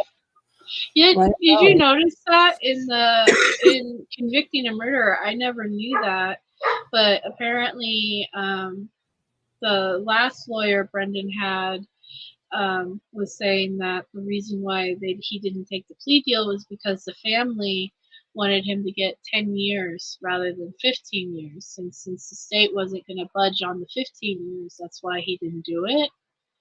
I never heard that before. I never heard that either. I heard Barb say, if you didn't do it, then Right. That's what I heard. That's what Yeah, I've but always heard. yeah, but that's what they tried to make nefarious. They tried to make that sound nefarious because they were saying to him and basically blaming Pa and Barb and that for telling him not to take the plea. Well, no, I'm sorry, but if he's not done nothing, so why should he take a plea for something that he's not done? You Right. know, it's plain, straight, and simple. You don't admit to something that you haven't done. And that was all Pa was telling him on that phone call. Was it, well, did you do it, Brendan? No. Well, then don't say nothing. You know what I mean? But they tried to make it nefarious. I want to know what Hey they're guys, talking about. Hey. my family wants to take me out to eat dinner, so I'm gonna have to Oh, end this. nice. Yes. Happy For my Cool. birthday. But Allie, if you want to go live later, we can do this on your channel. Okay. I might do that. Well, I won't be there, I'm afraid, because it's 12:30 in the morning for me. So I'll but by the time it happens, it'll be like probably 3, 4 in the morning for me. So I'm going to try and get an earlier night, but hopefully I can join you at an earlier time on your channel, Ali. That would be I'd great. love that. I'd love Yeah. that. Always Yeah, welcome. but yeah, whenever when you want to go live next, Allie, if you want to do it tonight or whenever. So Okay. I yeah. have to look at my schedule. I have doctor's appointments every day this week except Friday, so I'll have to look and see how early the one tomorrow is. That'll depend if I'm gonna stay up or go to bed. Right. Yeah, so it depends. I might. But I'll be here after you get home. I'll still be here, so Yeah. Well, thank you guys for joining me on this Making a Murderer / my birthday live, and we almost made it to 5 hours. I was actually gonna see how long. Oh, we could blather shite for another 5 hours. I know. I was actually kind of waiting to see, but I knew that my parents wanted to take me out to dinner, so that's why I was like, okay, I guess I'll end it. yeah. Food? Yeah, I'm out. Yeah. Free food for me, but yeah. I'm out. Right. Hooters. Enjoy your meal, Becca, and Yeah. enjoy the rest of your birthday, darling. I hope you have a nice night. Yeah, I will. I wish we had a Hooters because if you guys ever tried their food before, it's actually really good. It is good. So, yeah, but no, we don't have a Hooters. I have no idea where, because they're like, you choose the place. I'm like, I don't know. We live in a small town, so I guess McDonald's maybe. I don't know. But anyway, food, that's where I'm going. probably this is where we're the gonna time go. where you go for a steak, Becca. You go for a steak. I just remember when I said I don't like to eat cows. So I'll see you guys later. Okay. Nice to Bye, see you. everybody. Bye. Bye, everybody.